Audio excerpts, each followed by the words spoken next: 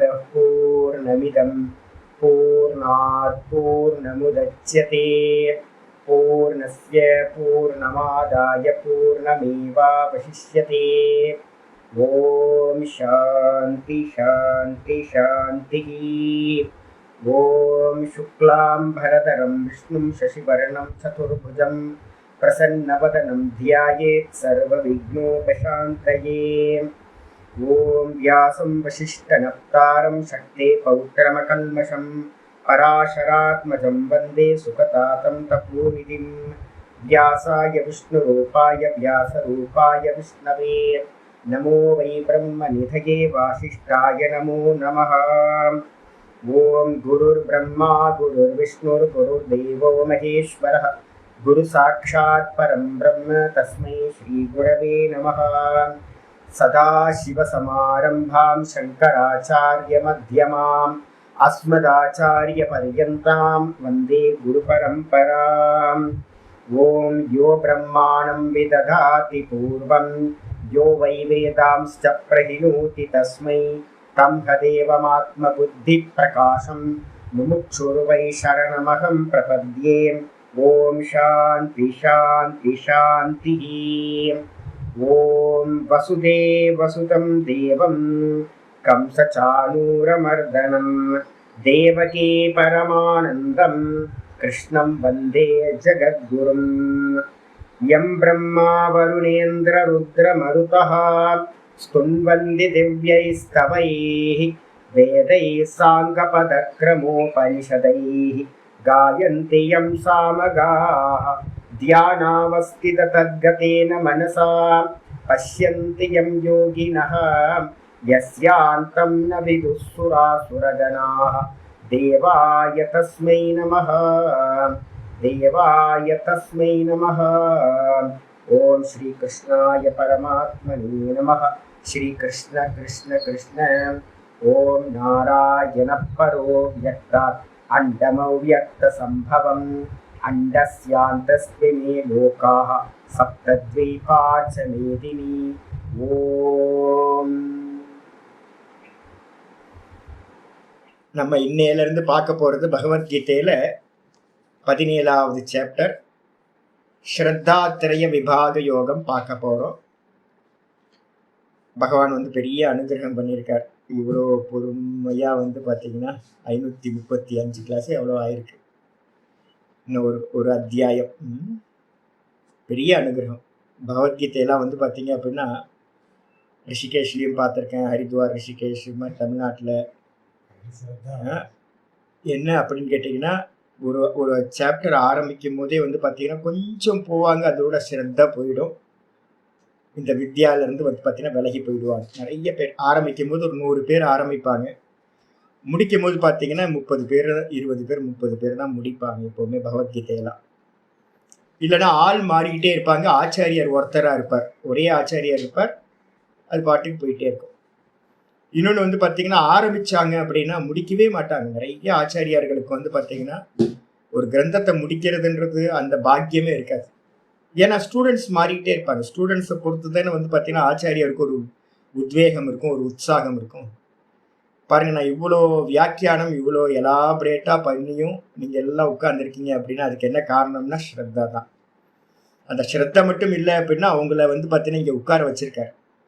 அப்போ அந்த ஸ்ரத்தையை பற்றி தான் நம்ம என்ன பண்ண போகிறோம். 3 விதமான ஸ்ரத்தைகள் என்ன அப்படின்னு ஸ்ரத்தாத்ரய விபாக யோகம் இந்த அத்தியாயத்தில் நம்ம பார்க்க போகிறோம். இந்த அத்தியாயத்துக்கு பார்த்தீங்கன்னா ஸ்ரத்தாத்ரயம் அப்படின்னா ஸ்ரத்தை அப்படின்றதுக்கு லட்சணம் என்ன அப்படின்னா குருவா வேதாந்த வாக்கியேஷு விஸ்வாசக ஸ்ரத்தா அப்படின்னு பார்த்தீங்கன்னா சொல்லப்பட்டிருக்கு. குரு சொல்ற வாக்கியங்கள்லையும் குரு எதை சொல்வார்? வேதாந்த விஷயத்த சொல்வார், சாஸ்திரத்தை சொல்வார். இந்த வேதாந்த விஷயத்துல பார்த்தீங்கன்னா விஸ்வாசம்ன்றது பார்த்தீங்க அப்படின்னா ஸ்ரத்தைக்கு இன்னொரு பேரு விஸ்வாசம் அப்படின்னு பேர். நல்ல திருடமான நம்பிக்கைக்கு பேர் பார்த்தீங்கன்னா ஸ்ரத்தா அப்படின்னு பேர். இந்த ஸ்ரத்தையை பத்தி விசாரம் பார்த்தீங்கன்னா பண்ண போறோம். 3 குணங்களை பேஸ் பண்ணி தான் சாத்விகமான ஸ்ரத்தா, ராஜசமான ஸ்ரத்தா, தாமசமான ஸ்ரத்தான்னு 3 விதமான ஸ்ரத்தைகளை ஆச்சாரியா சொல்ல போறார். போன அத்தியாயத்தை நம்ம பார்த்தோம். தெய்வீக சம்பத்துக்களை பார்த்தீங்கன்னா ஸ்வீகாரம் பண்ணணும், ஆசுர சம்பத்துக்களை பார்த்தீங்கன்னா தியாகம் பண்ணணும். அப்ப என்னன்னு தெரிஞ்சா தானே நம்ம வந்து அதை பண்ண முடியும்.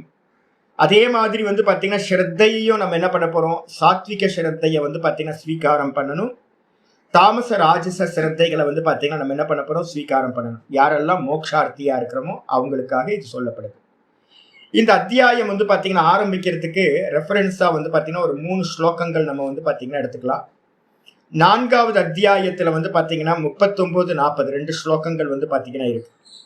ஸ்ரத்தைய பேசும்போது வந்து பார்த்தீங்கன்னா சொல்றார், ஸ்ரத்தாவான் லபதே ஞானம் தத்பரக சங்கியதேந்திரியா ஞானம் லப்த்வா பராம் சாந்திம் அச்சிரேனாதிகச்சதி அப்படின்னு ஒரு ஸ்லோகம் இருக்கு. ஸ்ரத்தாவான் லபதே ஞானம், ஸ்ரத்தை உடையவன் வந்து பார்த்தீங்கன்னா ஞானத்தை அடைகின்றான். இந்த ஸ்ரத்தா என்ன பண்ணும் அப்படின்னு கேட்டீங்கன்னா, எதுல ஸ்ரத்தை இருக்கோ அந்த விஷயத்தை நோக்கி வந்து பார்த்தீங்கன்னா நம்மளுடைய சென்ஸ் ஆர்கன்ஸ் எல்லாமே என்ன பண்ணும், நல்ல ஃபோக்கஸ் ஆகும். முக்கியமானது அது. இப்போ எங்கேயாவது பார்த்தீங்க அப்படின்னா பகவானுக்காக நம்ம வந்து பார்த்தீங்கன்னா கோயிலில் போய் நிற்கிறோம் அப்படின்னா மணிக்கணக்காக நிற்கிறவங்க நிறைய பேர் இருக்காங்களே. திருப்பதியில் போய் நிற்கிறோம், பெரிய கோயில், இப்போ இங்கே திருவண்ணாமலையில் நிற்கிறோம். எல்லாம் வந்து பார்த்தீங்கன்னா ஏன் நிற்கிறாங்க, இவ்வளோ கஷ்டப்பட்டு ஏன் நிற்கிறாங்க சுவாமியை தரிசனம் பண்ணுறதுக்கு அப்படின்னா பின்னாடி வந்து பார்த்தீங்கன்னா என்ன இருக்குது, கண்ட்ரோல் பண்ணிக்கிட்டு, இந்திரியங்களை கண்ட்ரோல் பண்ணிக்கிட்டு, எல்லாத்தையும் கண்ட்ரோல் பண்ணி வந்து சுவாமியோட தரிசனம் பண்ணணும்னு நிற்கிறாங்கன்னா ஸ்ரத்தா பின்னாடி இருக்கு. அப்போ ஸ்ரத்தை எதில் இருக்கோ, இதே வந்து பார்த்தீங்கன்னா ரஜினியோட ஃபிலிம் ரிலீஸ் ஆகுது அப்படின்னா அதோட ஆடியன்ஸ் எல்லாம் என்ன பண்ணுறானுங்க அப்படின்னு கேட்டிங்கன்னா ஒரு நாளுக்கு முன்னாடியே போய் வந்து பார்த்தீங்கன்னா அந்த கவுண்டரில் வந்து பார்த்தீங்கன்னா டிக்கெட் எடுக்கிறதுக்காக நிற்கிறாங்க. ஏன் அப்படின்னு கேட்டிங்கன்னா கண்ட்ரோல் பண்ணிட்டு நிற்கிறாங்கன்னா அவனுக்கு ரஜினி ஃபிலிமில் வந்து பார்த்தீங்க அப்படின்னா ஸ்ரத்தை இருக்கு.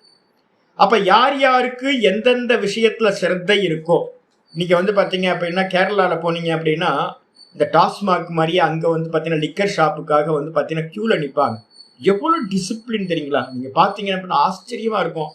அவ்வளோ டிசிப்ளினாக இருப்பான், எவ்வளோ யோக்கியமாக இருப்பான்னு நினைக்கிறீங்க. அந்த க்யூவில் வந்து பார்த்தீங்கன்னா அவ்வளோ ஃபார்ம் பண்ணி நிற்பான். அவனுக்கு வந்து பார்த்தீங்கன்னா அந்த லிக்கர் மேலே ஸ்ரத்தை இருக்கிறதுனால வந்து பார்த்தீங்கன்னா அவ்வளோ இந்திரியங்கள்லாம் கண்ட்ரோல் பண்ணிக்கிட்டு வந்து பார்த்தீங்கன்னா நிற்கிறான். எல்லா இடத்துலையும் அதே மாதிரி. அப்போ என்ன தெரியுது அப்படின்னா ஒரே ஒரு விஷயம் நமக்கு நல்லா தெரியணும், ஸ்ரத்தை எதில் இருக்கோ அந்த விஷயத்தை அடையறதுக்காக நமக்கு என்ன நடக்குது அப்படின்னா இந்திரியங்கள் எல்லாமே வந்து பார்த்தீங்கன்னா கண்ட்ரோல் ஆகுது. அதனால தான் ஆச்சாரியர் சொல்றாரு, ஸ்ரத்தாவான் லபதே ஞானம்.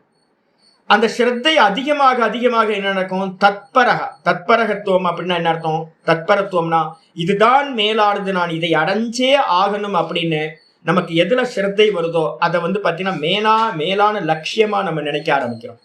இதுதான் என்னோட கோல் அப்படின்னு வந்து பார்த்தீங்கன்னா நினைக்க ஆரம்பிக்கிறோம். அப்படி இதுதான் கோல், இதை நான் அடையணும் அப்படின்னு நினைக்க ஆரம்பிச்சோன்னே அது இடத்துல நமக்கு என்ன உண்டாகுது, நல்ல இந்திரியங்கள் எல்லாம் ஃபோக்கஸ் ஆக ஆரம்பிக்கும். சஞ்சயதேந்திரியாக நல்ல இந்திரியங்கள் கண்ட்ரோலுக்கு வருது. அப்போ அதனால என்ன கிடைக்குது அப்படின்னா ஞானத்தை அவன் அடைகின்றான். அப்ப இந்த ஆத்ம ஞான விஷயத்துல ஸ்ரத்த வச்சோம் அப்படின்னா அதுலேயே பரம லட்சியமா கொண்டோம் அப்படின்னா அதுக்கப்புறம் இந்திரியங்கள் நல்ல கண்ட்ரோலுக்கு வந்துடும்.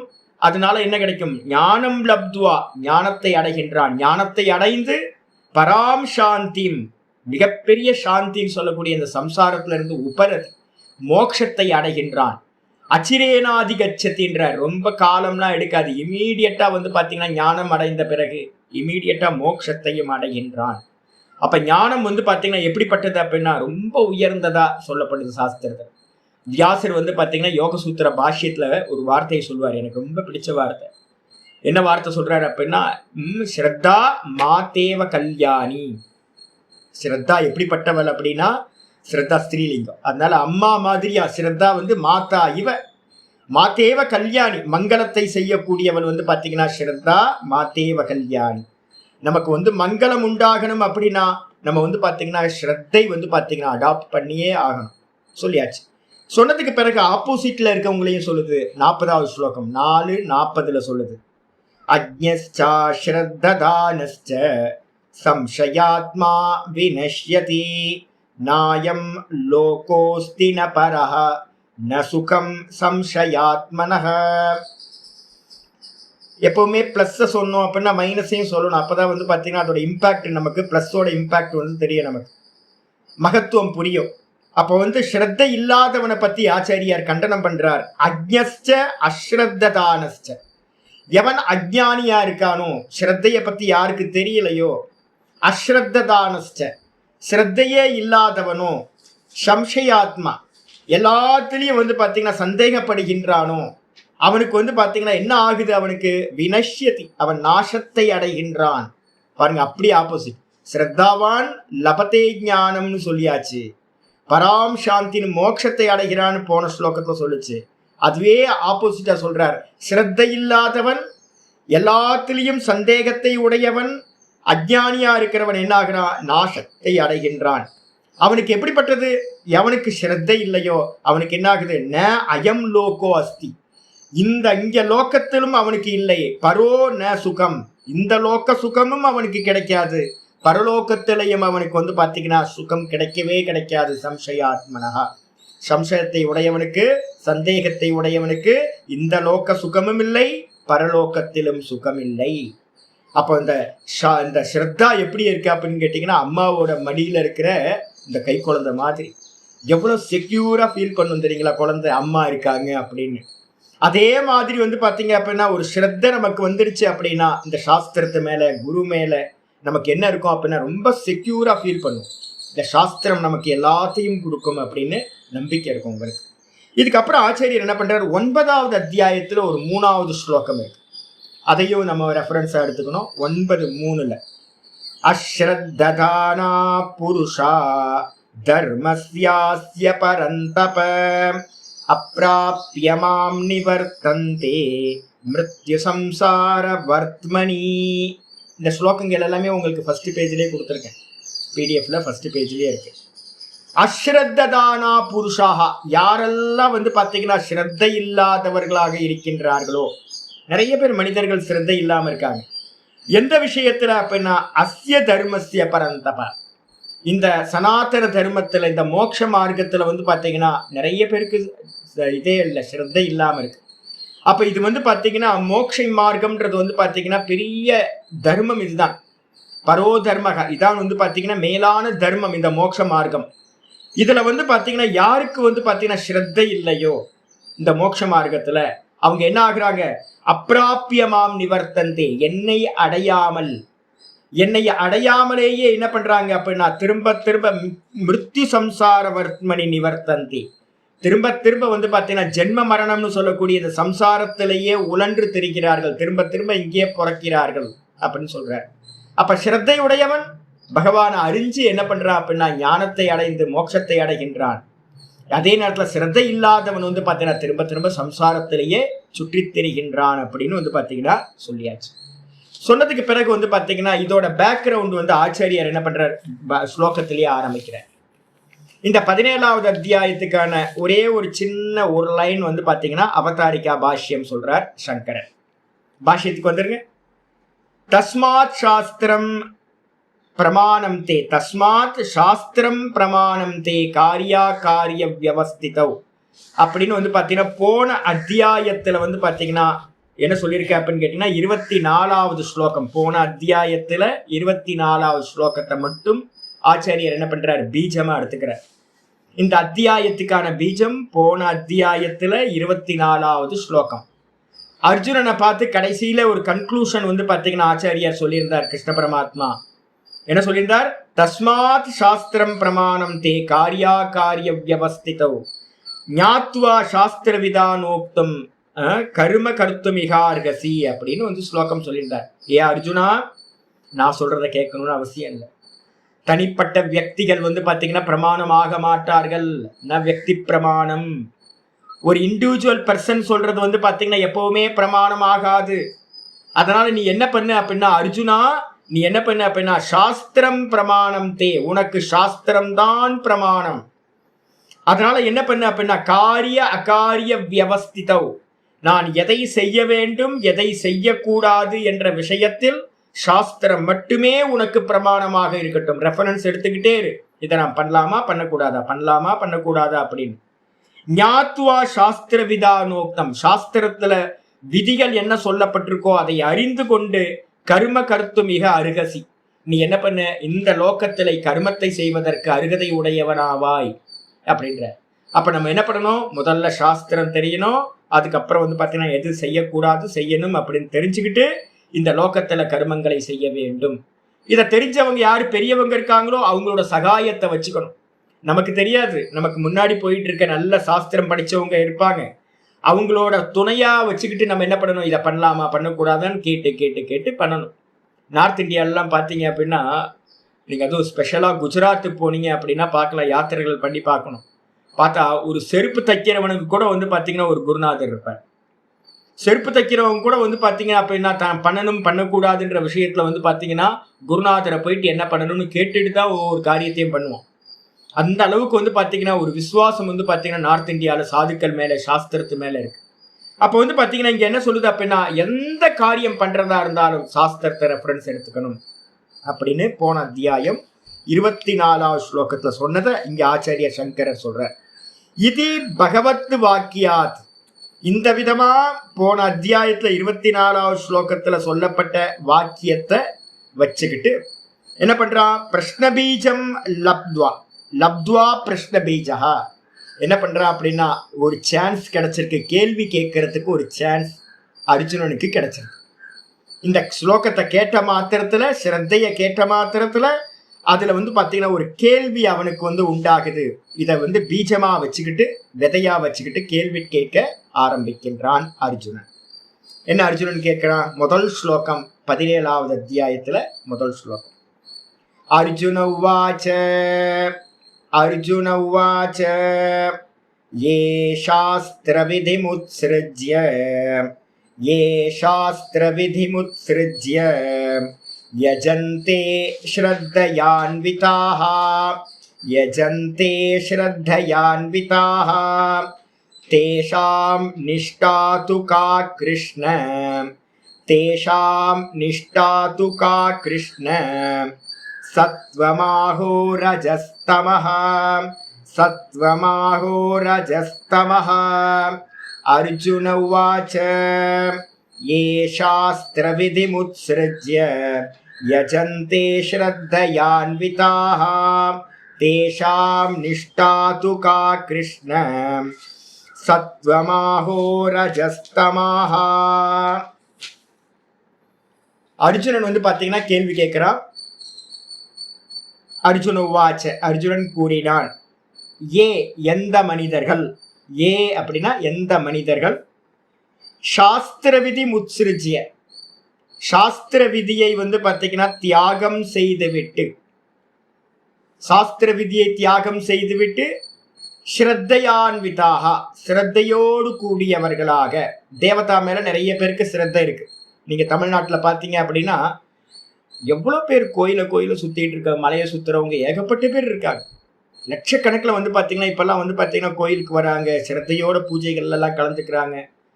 ஆனால் எல்லாத்துக்கும் சாஸ்திரம் தெரியுமா அப்படின்னு கேட்டிங்கன்னா, டோன்ட் டூஸ்ன்ற சாஸ்திரம் வந்து பார்த்தீங்கன்னா விதி பிரதிஷேதம்னு சொல்லுவோம். சாஸ்திரத்தோட லட்சணமே வந்து பார்த்தீங்கன்னா விதி பிரதிஷேதம், செய்யாதே. இந்த விதிகள் எதுவுமே தெரியாது. ஆனால் வந்து பார்த்தீங்கன்னா ஸ்ரத்தையோடு இருக்காங்களா? ஆமாம், ஸ்ரத்தையோடு இருக்காங்க. ஸ்ரத்தையோடு கூடியவர்களாக சாஸ்திர விதியை வந்து பார்த்தீங்கன்னா தூரம் வச்சுட்டு என்ன பண்ணுறாங்க?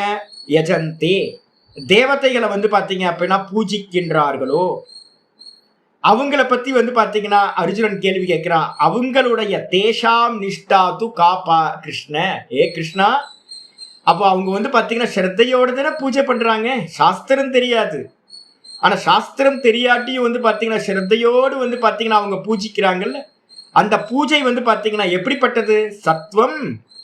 அது வந்து பார்த்தீங்கன்னா அவங்கள்ட்ட இருக்கக்கூடிய அந்த ஸ்ரத்தை வந்து பார்த்தீங்கன்னா சத்துவகுண ஸ்ரத்தையா ஆகோ, அல்லது வந்து பார்த்தீங்கன்னா ரஜோகுணத்தை ஸ்ரத்தையா, அல்லது வந்து பார்த்தீங்க அப்படின்னா தமோ குணத்தை பேஸ் பண்ணி இருக்கிற ஸ்ரத்தையா. அப்ப இந்த உலகத்துல இருக்கிற மனிதர்கள் சாஸ்திர விதி தெரியாம நிறைய பேர் பூஜை பண்றாங்க. அதை வந்து நம்ம என்னென்ன எடுக்கிறது? சத்துவகுணமா, ரஜோகுணமா, தமோ குணமா, எனக்கு வந்து சொல்வாயாக அப்படின்னு ஏ கிருஷ்ண அப்படின்னு கிருஷ்ணனை பார்த்து அர்ஜுனன் கேள்வி கேட்கிறான். பாஷத்துக்கு வந்து ஆச்சாரியர் சொல்றாரு, ஏ ஏ அப்படின்னா ஏ கேச்சித் அவிசேஷிதாக. கேச்சித் அப்படின்னா யாரோ ஒருத்தன், இந்த உலகத்துல யாரோ ஒருத்தன், சாதாரண மனுஷன், விசேஷமான ஸ்பெஷல் பர்சன்லாம் இல்லை. சாதாரணமாக வந்து பார்த்தீங்கன்னா குப்பன் சுப்பன் மாதிரி வந்து பார்த்தீங்கன்னா நிறைய பேர் இருக்காங்க இந்த உலகத்தில். சாதாரண மனிதர்கள் நம்ம பார்க்குறோம், ரோட்டில் பார்த்தோம் அப்படின்னா நம்மளே எடுத்துங்களா, சாதாரண மனுஷங்கிறது நம்ம என்ன ஸ்பெஷல்? யாரோ சாதாரண மனிதர்கள் வந்து பார்த்தீங்க அப்படின்னா அவிசேஷிதாக சாஸ்திர விதி அப்படின்னா என்ன அர்த்தம்? சாஸ்திர விதானம், சாஸ்திரத்துல சொல்லப்பட்ட விதானத்தை, விதியை வந்து பாத்தீங்கன்னா அறியாமல். சாஸ்திரம்னா என்னது அப்படின்னு கேட்டீங்கன்னா, சாஸ்திரத்துக்கு லட்சணம் சொல்றார். ஸ்ருதி ஸ்மிருதி சாஸ்திர சோதனம். ஸ்ருதியில சொல்லப்பட்டது சாஸ்திரம், ஸ்மிருதியில சொல்லப்பட்டது சாஸ்திரம். வேதத்துல சொல்லப்பட்டதெல்லாம் விதிகள் இருக்கு, டோன்ட் டூஸ். அதே மாதிரி ஸ்மிருதி கிரந்தங்கள் நிறைய இருக்கு, தர்மசாஸ்திரங்கள்னு பேரு. இதுல எல்லாத்துலயும் வந்து பாத்தீங்கன்னா சொல்லப்பட்ட விதி விதானங்கள் எது இருக்கோ அதை எல்லாத்தையும் உத்சிருஜிய அப்படின்னா ஒதுக்கி தள்ளிட்டு, கேட்டாலும் சொல்றதுக்கு ஆள் இல்லை நம்ம பக்கத்துல. இப்ப ஏதாவது பக்கத்துல போய் கேட்டு பாருங்க, உங்க தெருவுல வந்து பாத்தீங்க அப்படின்னா ஒரு காரியத்தை எப்படி பண்ணணும் அப்படின்னு கேட்டீங்க அப்படின்னா சொல்றதுக்கு ஆளே இருக்காது. தேவத்தை ஆவாகனம் பண்ணணும், எப்படி சொல்லி கொடுங்க அப்படின்னு தேடுங்க. தேவத்தை ஆவாகனம் பண்றது எத்தனை பேருக்கு வந்து பாத்தீங்கன்னா தெரியும்? உத்வாசம் பண்றதுன்னு, தேவத்தை எப்படி உத்வாசம் பண்றது, எப்படி ஆவாகனம் பண்றது, ஒரு அக்னியை வந்து ஸ்தாபனம் பண்றதுக்கான என்ன மந்திரங்கள் இருக்கு, அந்த அக்னியை வந்து யதாஸ்தானம் பண்றதுக்கு என்ன விதி இருக்கு, எப்படி சோடச உபச்சாரங்கள்லாம் பண்ணணும் அப்படின்னு உங்க தெருவுல வந்து போய் கேட்டு பார்த்தீங்க அப்படின்னா தெரிஞ்சிருந்தாலும் சொல்லக்கூடியவங்க ரொம்ப கம்மியா தான் இருப்பாங்க. தெரிஞ்சவங்களே கம்மி, அப்படி சொல்லி கொடுக்குறவங்களும் வந்து பாத்தீங்கன்னா ரொம்ப ரொம்ப அரிதா இருப்பாங்க. அப்ப என்ன ஆகும்? நமக்கு வேற சாய்ஸே இல்லை. அப்ப சாதாரண ஆம் ஆத்மி என்ன பண்றான் அப்படின்னு கேட்டீங்கன்னா, சாஸ்திர விதி ஐயோ நான் எங்கெங்க போய் கேட்கறது அப்படின்னு ஓரமா ஒதுக்கி தள்ளிட்டு சாஸ்திர விதியை என்ன பண்றான் அப்படின்னு கேட்டீங்கன்னா, பரித்தியஜ்ய யஜந்தே. அவன் என்ன பண்றான்?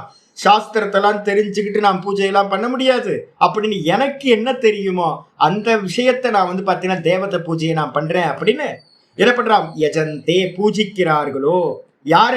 தேவாதீனு, தேவர்கள் முதலியவர்களை வந்து பாத்தீங்கன்னா பூஜையந்தி, நல்லா பூஜிக்கிறார்களோ. எப்படி பூஜிக்கிறாங்க? ஸ்ரத்தையா. ஸ்ரத்தானா என்ன அர்த்தம்? ஆஸ்திக்ய புத்தியா, பகவான் இருக்கார். ஒரே ஒரு நம்பிக்கை என்ன அப்படின்னா, பகவான் இருக்கார், கடவுள் இருக்கிறார் அப்படின்னு ஒரே ஒரு நம்பிக்கையோட அவன் என்ன பண்றான்? தனக்கு தெரிஞ்ச மாதிரி வந்து பாத்தீங்க அப்படின்னா ஒரு பூஜையை வந்து பாத்தீங்கன்னா பண்ணுகின்றார்களோ. ஸ்ரத்தையான்றதுக்கு அர்த்தம் ஆஸ்திக்ய புத்தியா அன்விதாக சயுக்தாக சந்தகா. ஆஸ்திக்ய புத்தி, பகவான் இருக்கார் அப்படின்னு நம்புறதுக்கு பேர் ஆஸ்திக்ய புத்தின்னு பேர். அஸ்தி, பகவான் அஸ்தி அப்படின்னு வந்து பாத்தீங்கன்னா நம்புறான் பாருங்க. அந்த புத்தியோடு கூடியவர்களாக, சயுக்தாக சந்தகா, கூடியவர்களாக. சாஸ்திர விதி ஒன்னும் தெரியாது, பரவாயில்ல, பகவானை நான் பூஜிக்கிறேன், எனக்கு தெரிஞ்ச மாதிரி பூஜிக்கிறேன் அப்படின்னு எவர்கள் பூஜிக்கிறார்களோ. அது மட்டும் இல்ல, ஆச்சாரியர் சொல்றார், ஸ்ருதி லட்சணம் ஸ்மிருதி லட்சணம் வா கிஞ்சித் சாஸ்திர விதிம் அபஷ்யந்தோ. முதல் ரெண்டு பேரை நம்ம வந்து மனசுல எடுத்துக்கணும், ரெண்டு பட்சமா நம்ம எடுத்துக்கணும். முதல் பட்சத்துல வந்து பாத்தீங்கன்னா என்ன பண்ணணும்? யாரும் தெரியாது, எனக்கு ஸ்ருதியும் தெரியாது ஸ்மிருதியும் தெரியாது, எனக்கு சொல்லி கொடுக்கறதுக்கு ஆளும் இல்லை. அப்படிப்பட்ட கிஞ்சித்து சாஸ்திர விதிம் அபஷ்யந்தா, எந்த ஒரு சாஸ்திர விதியையும் பார்க்காதவர்கள், தெரியாதவர்களாக. முக்கியமானது, இதை ஹைலைட் பண்ணிங்க, விருத்தாச்சரண விருத்த விவகார தர்ஷனாத். ரொம்ப முக்கியமானது.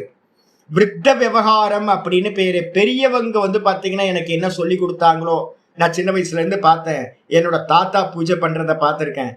நல்ல நாள் கெட்ட நாள்லாம் வந்து பாத்தீங்கன்னா பொங்கலுக்கு, தீபாவளிக்கு, கார்த்திகைக்கு என்ன பண்ணுவாரு, இது மாதிரி சஷ்டி விரதம் எப்படி இருப்பாரு, சதுர்த்தியில வந்து விநாயகருக்கு எப்படி பூஜை பண்ணுவாரு, அமாவாசையில என்ன பண்ணுவாரு, பௌர்ணமியில என்ன பண்ணுவாரு, திதி வந்து பாத்தீங்கன்னா எப்படி கொடுப்பாரு, ஸ்ராத்த காரியங்கள் எப்படி பண்ணுவார் அப்படின்னு வந்து பாத்தீங்கன்னா சின்ன வயசுல இருந்து பொங்கல் வைக்கிறது எப்படி தேவதைகளுக்கு, குலதெய்வத்துக்கு, இதெல்லாம் நான் என்ன பண்ணிருக்கேன்? தாத்தா பண்றதை பார்த்திருக்கேன் சின்ன பையனா இருக்கும் போது, அப்பா பண்றதை பார்த்திருக்கேன், அம்மா பண்றதை பார்த்திருக்கேன், என்னோட மாமா சித்தப்பாலாம் பண்றதை பார்த்திருக்கேன். இது மாதிரி எனக்கு பெரியவங்கள்லாம் என்னெல்லாம் பண்ணிக்கிட்டு இருந்தாங்களோ இதெல்லாம் எனக்கு தெரியும். இதுக்கு என்ன பேரு அப்படின்னா விருத்த விவகாரம் அப்படின்னு பேரு. பெரியவங்களோட விவகாரத்தை பார்த்து நம்ம கத்துக்கிட்டு அது மாதிரியே தர்ஷனாதியேவ ஸ்ரத்ததானதையா, அவங்க பெரியவங்க பண்ணாங்க அப்ப கண்டிப்பா வந்து பாத்தீங்கன்னா அது மாதிரி தான் நானும் பண்ணணும் அப்படின்னு பெரியவங்க பண்ற மாதிரியே பண்றது. ஏ தேவாதீன் பூஜையந்தி, இந்த விதமா பெரியவங்க பண்ணதை பேஸ் பண்ணிக்கிட்டு ஸ்ரத்தையோடு கூடியவர்கள் தேவதைகளை பூஜிக்கிறார்களோ. தே இக, அவங்களதான் வந்து பாத்தீங்கன்னா இந்த மந்திரத்துல அர்ஜுனன் என்ன பண்றான்? ஏ சாஸ்திர விதி முத்ஸ்ருஜ்ய யஜந்தே ஸ்ரத்தையான்விதா இது ஏவம் கிரஹ்யந்தே. அது மாதிரி சொல்றார், எவர்கள் சாஸ்திர விதியை தியாகம் செய்துவிட்டு தேவதைகளை பூஜிக்கிறார்களோ அப்படின்னு அர்ஜுனன் கேள்வி கேட்டது இந்த கேட்டகரியில இருக்கிற பீப்புளை பத்தி தான். அப்ப என்ன அர்த்தம்? யாருக்கும் சாஸ்திரம் தெரியாது, ஆனா வந்து பாத்தீங்கன்னா பெரியவங்களை பார்த்துருக்கோம். இதுக்கு வந்து பாத்தீங்கன்னா விவேகானந்தர் வந்து பாத்தீங்கன்னா ஒரு நல்ல எக்ஸாம்பிள் சொல்வார். விவேகானந்தர் சொல்ற எக்ஸாம்பிள் என்ன அப்படின்னு கேட்டீங்கன்னா, ஒரு அப்பா வந்து என்ன பண்றார், தன்னோட அப்பாவுக்கு வந்து சிராத்த கர்மா பண்றதுக்காக நதிக்கரைக்கு, கங்கா நதிக்கரைக்கு போறார். போனோன்னே பையன் வந்து பாத்தீங்கன்னா கூட வரான், சின்ன பையனையும் கூட்டு போறார். அப்பா வந்து பாத்தீங்கன்னா கூட்டு போன மாத்திரத்துல பிரீஸ்ட் வந்து பாத்தீங்கன்னா கங்கை கரையில மணல்ல உட்கார்ந்துருக்காரு. இவரும் போய் மணல்ல உட்கார வச்சாச்சு. ஒரு கூடை நிறைய வந்து பாத்தீங்கன்னா திரவியங்கள்லாம், அந்த சிராதத்தை தேவையான திரவியங்கள்லாம் அதுல கூடையில இருக்கு. ஒரு மூங்கில் கூடை. அந்த மூங்கில் பேஸ்கெட்ல இருக்கிறத என்ன எடுத்து எல்லாம் வெளியில வச்சு பூஜையை ஆரம்பிச்சாச்சு.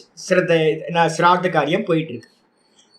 நடுவுல வந்து பாத்தீங்கன்னா ஒரு பூனை வந்து பாத்தீங்கன்னா எங்க இருந்தோ வந்துச்சு. அது வந்து சாப்பிட்றதுக்காக வந்து பூஜைக்கு நடுவுல வந்து அதை வாய் வைக்கிறதுக்காக ட்ரை பண்ணிக்கிட்டே இருந்துச்சு. இந்த பிரீஸ்ட் வந்து பாத்தீங்கன்னா புரோகிதர் என்ன பண்ணாரு, முயற்சி பண்ணி பார்த்தாரு. இது போகவே மாட்டேங்குது. விரட்டி பார்த்தாலும் போக மாட்டேங்குது. என்னடா பண்றது, தொந்தரவா இருக்கே அப்படின்ட்டு அந்த பேஸ்கெட் என்ன பண்ணாரு, எல்லா திங்ஸும் எடுத்ததுக்கு அப்புறம் பேஸ்கெட் தனியா இருக்கு. அந்த பூனையை வந்து பாத்தீங்கன்னா பேஸ்கெட் உள்ளார வச்சு அடைச்சு வச்சிடுற, கவுத்து போட்டுடுறாரு. உள்ள பூனை மாட்டிக்கிச்சு, வெளியில பேஸ்கெட் மூடியாச்சு. இவர் என்ன பண்ணாரு, பூரணமா எல்லா பூஜைகள்லாம் முடிஞ்சு, சிராத்த காரியங்கள்லாம் முடிஞ்சதுக்கு பிறகு என்ன பண்ணாரு, அந்த கூடையை திறந்து விட்டார். பூனை வந்து பாத்தீங்கன்னா தப்பிச்சா போதுன்னு ஓடி போச்சு. ஓடி போனதுக்கு பிறகு அந்த பேஸ்கெட்ல எல்லா திங்ஸையும் எடுத்து வச்சுட்டு அவரு கிளம்பி போயிட்டார். இவரும் வந்துட்டார். இதே மாதிரி வந்து பாத்தீங்கன்னா இந்த நினைவு வந்து பாத்தீங்கன்னா அந்த பையனுக்கு வந்து பாத்தீங்கன்னா இருக்கு, சின்ன வயசுல என்ன நடந்துச்சு அப்படின்னு. அவன் அதுக்கப்புறம் வந்து மாடர்ன் ஸ்கூலுக்குலாம் போயிட்டான், எங்கெங்கயோ போயிட்டான். அதுக்கப்புறம் இவனுக்கு ஒரு சான்ஸ் கிடைச்சது. அப்பாவுக்கு வந்து ஸ்ராத்தம் பண்ற காரியம் ஒரு வாட்டி நடந்துச்சு. அவன் என்ன பண்ணான் அப்படின்னு கேட்டீங்கன்னா, லிஸ்ட் வந்து பாத்தீங்கன்னா புரோகிதர் லிஸ்ட் கொடுத்துருக்காரு, ஸ்ராத்தத்துக்கு என்னெல்லாம் வேணும் அப்படின்னு. இவன் யோசிச்சா என்னெல்லாம் தேவைப்படும், ஒரு பூனையும் வேணும், ஒரு பேஸ்கெட்டும் வேணும். ஏன்னா புரோகிதர் வந்து பாத்தீங்கன்னா ஒரு பேஸ்கெட்ல அந்த பூனையை அடைச்சி வச்சுட்டு தான் நம்ம காரியம் பண்ணார். அப்ப ஸ்ராத்த காரியத்துக்கு ஒரு பூனையும் வேணும் அப்படின்னு இவன் என்ன பண்ண, ஒரு பேஸ்கெட்டை எடுத்து ஒரு பூனையை கொண்டு போய் அதை கவுத்து போட்டு அதை பண்ண ஆரம்பிச்சான்.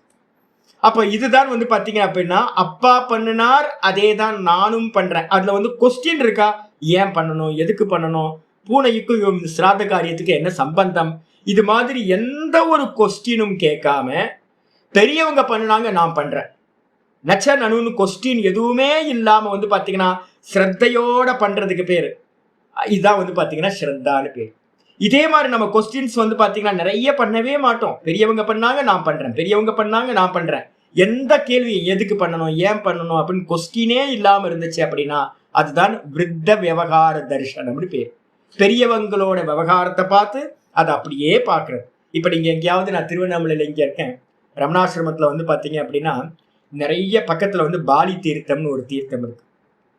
அதுக்கப்புறம் அகஸ்திய தீர்த்தம்னு ஒண்ணு இருக்கு. நான் வந்து ஃபுல் டைம் ஆடி மாசத்துல இருந்து பாத்தீங்கன்னா ஃபுல்லா நான் எல்லா பப்ளிக் வரது எல்லாத்தையும் நான் பார்த்துக்கிட்டு இருந்தேன். என் வேலையே இதாக இருந்தது. நிறைய பேர் வந்து பாத்தீங்கன்னா வந்து பொங்கல் வைப்பாங்க. நிறைய பேர் அவங்களுக்கு முடிஞ்ச அளவுக்கு வந்து பாத்தீங்கன்னா என்ன பண்ணுவாங்க, எப்படி தேவத்தைய உபாசனை, எப்படி பூஜை பண்ணணுமோ ஏதோ அவங்க ஃபேமிலியில வந்து பாத்தீங்கன்னா என்ன இருக்கோ அதை ஃபாலோ பண்ணிட்டு போவாங்க. அதுல வந்து பாத்தீங்கன்னா ஒரு பெரியவர் தாத்தா மாதிரி யாராவது இருப்பாங்க. அவங்கள ஃபாலோ பண்ணி மற்றவங்க எல்லாம் என்ன பண்ணுவாங்க, மாமா, தாத்தா, சித்தப்பா, பெரியப்பான்னு இருப்பாங்க, வயசானவங்க. அவங்க என்ன பண்றாங்களோ அதை அப்படியே ஃபாலோ பண்ணுவாங்களோடைய, இவங்களுக்கு சாஸ்திரமே படிக்கலையே, இவங்களுக்கு வேதம் தெரியுமா, ஸ்மிருதி தெரியுமா அப்படின்னு எந்த கொஸ்டினும் கேட்கவே மாட்டாங்க. அப்படியே ஃபாலோ பண்றது, அனுக்கரணம் பண்றதுன்னு ஒரு முக்கியமானது. இந்த இதுக்கு பேரு விருத்த விவகாரம் அப்படின்னு பேர். இதுதான் ரொம்ப முக்கியமானது, பெரியவங்களை ஃபாலோ பண்றது. இவங்களை பத்தி தான் இந்த கொஸ்டின் வந்து பாத்தீங்கன்னா அர்ஜுனன் கேள்வி கேட்டிருக்கான். இதுக்கு அந்நியமா வேற ஒருத்தரை பத்தியும் ஆச்சாரியர் சொல்ற, கிரகியந்தே ஏ புனக, ஆனால் வேற ஒருத்தர் இருக்காங்க. யாரு, வேற என்ன மீனிங் எடுக்கலாம், ஏ புனக கஞ்சித்து சாஸ்திர விதி உபலபமானா ஏவ. சில பேர் என்ன பண்ணிருக்காங்க, சாஸ்திர விதி தெரியும், கொஞ்சம் பேருக்கு வந்து பாத்தீங்கன்னா ஆவாகனம் சொல்லி கொடுத்திருக்கு, சோடச உபச்சாரங்கள் சொல்லியிருக்கு, என்னென்னலாம் தேவதையை உபாசிக்கிறதுன்ற மெத்தட் எல்லாம் வந்து பாத்தீங்கன்னா மந்திரங்களோடு வந்து பாத்தீங்கன்னா சொல்லி கொடுத்துருக்கு. அவங்களுக்கு தெரிஞ்சவங்களா இருந்துகிட்டு தம் உத்ஸ்ருஜ்ய, அந்த விதிகளை எல்லாத்தையும் தூர போட்டுட்டு ஒதுக்கி தள்ளிட்டு தியாகம் பண்ணிட்டு அயதா விதி தேவாதீன் பூஜையந்தி, எவர்கள் வந்து பாத்தீங்கன்னா எந்த ஒரு விதியும் இல்லாம சொல்லப்பட்ட விதிக்கு மாறா, சாஸ்திரத்தை வந்து சொல்லப்பட்டதுக்கு மாறா தெரியும், ஆனாலும் தெரிஞ்சதை வந்து தியாகம் பண்ணிட்டு யாரு பூஜிக்கிறார்களோ அவங்கள வந்து பாத்தீங்கன்னா தே இக, அவர்களை இங்கு வந்து பாத்தீங்கன்னா ஏ சாஸ்திர விதி முத்ஸ்ருஜ்ய யஜந்தே இதி ந பரிகிரஹியந்தே, அது மாதிரி யாரு பண்றாங்களோ அவங்களை இங்கு சொல்லப்படவில்லை. சாஸ்திர விதி தெரிஞ்சு அதை உதாசீனம் பண்ணிட்டு வந்து பாத்தீங்கன்னா இருக்கிறவங்களை இங்க சொல்லல. சாஸ்திர விதியே தெரியாதவங்க யார் இருக்காங்களோ அவங்கள பத்தி தான் இங்க வந்து பாத்தீங்கன்னா சொல்லப்பட்டிருக்கு அப்படின்னு ஆச்சாரியா சொல்றேன். ஏன் ஏன் அது அவங்களையும் எடுக்கக்கூடாது? சாஸ்திர விதி தெரிஞ்சு அதை தியாகம் பண்ணிட்டாங்கல்ல, அவங்களையும் எடுக்கக்கூடாது அப்படின்னு கேள்வி கேட்டா, கஸ்மாத் என்ன காரணத்தினால அவங்கள எடுக்கக்கூடாது? அப்ப 2 கேட்டகரி. ஒன்று சாஸ்திரம் தெரியாம பெரியவங்களை ஃபாலோ பண்றது, இன்னொன்று வந்து பாத்தீங்கன்னா சாஸ்திரம் தெரிஞ்சு அதை ஃபாலோ பண்ணாம தியாகம் பண்ணிட்டு தான் மனசு போல காரியம் பண்றது அப்படின்றத 2 கேட்டகரி. இதுல 2வது கேட்டகரியை விட்டுட்டு முதல் ஆளை மட்டும்தான் அர்ஜுனன் கேள்வி கேட்டிருக்கான்னு எடுத்துக்கொள்ள வேண்டும். ஏன் அப்படின்னு கேட்டீங்கன்னா ஆச்சாரியர் சொல்றார், ஸ்ரத்தையா அன்விதத்துவ விசேஷனாத். ஒரு சப்தம் இருக்கு, முக்கியமான சப்தம் என்னது? ஸ்ரத்தையான்விதாகான்னு இருக்கு. ஸ்ரத்தையான்விதான என்ன அர்த்தம்? ஸ்ரத்தையோடு கூடியவர்களாக அப்படின்ற ஒரு சப்தம் இருக்கு. இந்த சப்தத்தை வச்சுக்கிட்டு என்ன பண்ணணும் அப்படின்னு கேட்டீங்கன்னா, தேவாதி பூஜை விதிபரம் கிஞ்சித் சாஸ்திரம் பஷ்யந்தகையவ. யாரோ ஒருத்தருக்கு வந்து பாத்தீங்கன்னா அவங்க அப்பா சின்ன வயசுலயே வந்து பாத்தீங்கன்னா ஒரு நல்ல பிராமண குடும்பத்திலயோ இல்ல வந்து பாத்தீங்க அப்படின்னா நம்ம சைவ வேளாளர்கள் மரபுல எல்லாம் இருக்கு. இப்ப கூட போய் பாத்தீங்கன்னா காரைக்குடி பக்கம் இதெல்லாம் பாத்தீங்க அப்படின்னா திருநெல்வேலி காரைக்குடி பக்கம்லாம் பாத்தீங்கன்னா சைவ வேளாளர்கள் இருக்காங்கல்ல, அவங்களுக்குலாம் விதி இருக்கு. என்னன்னா இத்தனை வயசுல வந்து பாத்தீங்கன்னா விபூதி தாரண விதின்னு இருக்கு. அப்புறம் ஒரு குறிப்பிட்ட வயசு வந்ததுக்கு பிறகு வந்து பாத்தீங்கன்னா என்ன பண்ணணும், ஜபம் வந்து பாத்தீங்கன்னா எடுத்துக்கணும். அதுக்கப்புறம் வந்து பாத்தீங்க அப்படின்னா இப்ப பாருங்க திருவண்ணாமலாம் வருவாங்க இந்த பெண்கள்லாம் விபூதி தாரணம் பண்ணிக்கிட்ட ஒரு தீட்சை இருக்கு. அந்த தீட்சை வாங்கினவங்க எல்லாம் பாத்தீங்கன்னா அப்படியே கையெடுத்து கும்பிடலாம் போல இருக்கும். என்ன சிவகலை இருக்கும் தெரியுங்களா? பார்க்கும்போது நேற்று 2 நாளுக்கு முன்னாடி கூட ஒரு பொண்ணு பார்த்தேன், என்ன கியூட்டா இருப்பாங்க தெரியுங்களா? அப்படியே கையெடுத்து கும்பிடலாம் போல இருக்கும், ஆனந்தமா இருக்கும் பார்க்கறதுக்கே. சிவகலைன்னு சொல்லுவோம்ல, அந்த சிவகலை இருக்கும். அந்த விபூதி பூசுறதுக்கு ஒரு தீட்சை இருக்கு. அதுக்கப்புறம் ஜபம் வந்து பாத்தீங்கன்னா ஓம் நம சிவாய சொல்றதுக்கு ஒரு விதி இருக்கு. அந்த வயசுல வந்து பாத்தீங்கன்னா வாங்கிப்பாங்க, ஜபம் வாங்கிப்பாங்க. அதுக்கப்புறம் ஒரு குறிப்பிட்ட வயசுல வந்து பாத்தீங்கன்னா பூஜா பண்றது எப்படின்னு பூஜா விதியும் வாங்கிப்பாங்க. முறையா வந்து பாத்தீங்கன்னா இந்த தீட்சை வந்து பாத்தீங்கன்னா இந்தந்த வயசுல இந்தந்த தீட்சைகள் அப்படின்னு இருக்கு. காரைக்குடி பக்கம் போனீங்கன்னா இதெல்லாம் இருக்கு. நிறைய இடத்துல வந்து பாத்தீங்கன்னா அது மாதிரி சைவ மடங்கள்ல எல்லாம் கொடுக்கறது இருக்கு. அப்போ வந்து பாத்தீங்கன்னா ஒருத்தர் முறையா வந்து பாத்தீங்கன்னா இந்த சாஸ்திர விதியெல்லாம் தெரிஞ்சிருக்காரு. நம்ம வைஷ்ணவ சம்பிரதாயத்திலயோ இல்ல ஸ்மார்த்த சம்பிரதாயத்திலயோ என்ன அப்படின்னு கேட்டீங்கன்னா சின்ன வயசுல இருந்து நம்ம அப்பா அம்மா எல்லாம் வந்து பாத்தீங்கன்னா பண்ற பூஜை விதிகள்லாம் சொல்லி கொடுத்துருவாங்க. கொஞ்சம் கொஞ்சமா அப்படியே மெதுவா வந்துடும். எந்தெந்த மந்திரங்கள்லாம் சொல்லணும், எப்படி ஆவாகனம் பண்றதெல்லாம் தெரிஞ்சிடும் உங்களுக்கு. இது மாதிரி வந்து பாத்தீங்கன்னா தேவதா பூஜைகளை வந்து பாத்தீங்கன்னா விதிபரம் கிஞ்சித் சாஸ்திரம் பஷ்யந்தையேவ. யாரு இது மாதிரி விதிகளை தெரிந்து கொண்டு தெரிந்தவர்களா இருந்துட்டு தது உத்ஸ்ருஜ்ய அதை தியாகம் பண்ணிட்டு அஸ்ரத்ததானதயா தது விஹிதாயாம் தேவாதி பூஜாயாம் ஸ்ரத்தையா அன்விதாக பிரவர்த்தந்தே. தெரிஞ்ச சாஸ்திர விதியெல்லாம் தூக்கி ஓரமா போட்டுட்டு சாஸ்திரத்துல சொல்லப்பட்ட தேவதா பூஜைய அதுல சொல்லப்பட்ட விதியை விட்டுட்டு அவங்க என்ன பண்றாங்க அப்படின்னா தனக்கு ஏத்த மாதிரி வந்து பாத்தீங்கன்னா அந்த தேவதா பூஜைகளை சிரத்தையோடு கூடியவர்களாக பிரவர்த்தந்தை செய்கிறார்கள் அப்படின்னு சொல்லலாமா அப்படின்னா அப்படி சொல்ல முடியாது. ஏன் அப்படின்னு கேட்டீங்கன்னா ஒருத்தனுக்கு நல்லா கார் ஓட்ட தெரியும், நல்லா டிரைவ் பண்ண தெரியும், எக்ஸ்பர்ட், ஒரு 30 வருஷமா வந்து பாத்தீங்க அப்படின்னா நல்லா டிரைவ் பண்ணி நல்லா இருக்கான். அவன் வந்து பாத்தீங்க அப்படின்னா தப்பு தப்பா ஓட்டுவானா? அவனால முடியுமா? யோசிச்சு பாருங்க. ஒரு காரியத்தை நல்லா பண்ண விதி தெரிஞ்சவன் ஒரு காரியத்தை வந்து பாத்தீங்கன்னா தப்பு தப்பா பண்றது முடியுமா அப்படின்னு கேட்டீங்கன்னா அப்படி பண்ண மாட்டான், சிரத்தையோடு பண்ண மாட்டான். ஏன் அப்படின்னா எப்படி பண்ணணும்னு ஒரு நல்ல மெத்தடு தெரிஞ்சவனுக்கு வந்து பாத்தீங்கன்னா தப்பா பண்றதுன்றது அவனுக்கு சிரத்தை வரவே வராது. அது வேற, அந்த இதுல வேற. இங்க ஒருத்தனை வந்து பாத்தீங்கன்னா நல்ல விதி தெரியும், விதி தெரிஞ்சு பிராக்டிஸும் பண்ணிருக்கான். அவன் வந்து பாத்தீங்கன்னா விதியை விட்டுட்டு சிரத்தையோடு வேற எதையோ பண்ணுவானா அப்படின்னா அது எப்படிங்க பொருந்தும்?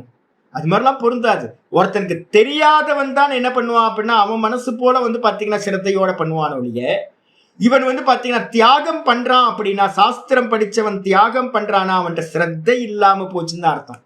சிரத்தையோட பண்ண முடியாது. சிரத்தை வந்து பாத்தீங்கன்னா தெரிஞ்ச விஷயத்துலதான் சிரத்தை வரும். தெரிஞ்ச விஷயத்தை தியாகம் பண்ணிட்டு சிரத்தையோட பூஜை பண்ணனான் அப்படின்னு சொல்ல முடியாது. அப்ப அதனால வந்து பாத்தீங்கன்னா நல்லா தெளிவா தெரிஞ்சுக்கணும். ஒருத்தன் வந்து பாத்தீங்கன்னா ஒருத்தன் தியாகம் பண்றான் அப்படின்னா சாஸ்திர விதியை தியாகம் பண்றான்னு என்ன அர்த்தம்? அதுல சிரத்தை இல்லை. நிறைய பேர் இப்ப பூஜைகள்லாம் பண்றாங்க, சாஸ்திரம் படிச்சுட்டு பூஜை பண்றவங்க இருக்காங்க. இப்ப வருமானத்துக்காக பூஜை பண்றவங்க என்னன்னா, நேத்து கூட ஒருத்தர் சொன்னார், நல்ல வார்த்தை சொன்னார். என்ன அப்படின்னா ஸ்பீடா ஏதோ ஒரு டெக்னிக் வச்சிருக்காங்க இந்த வைதிகர்கள் வந்து பாத்தீங்கன்னா அப்படின்னா ஒரு கியரை மாத்து அப்படின்னு ஏதோ ஒன்று சொல்லுவாங்களாம்.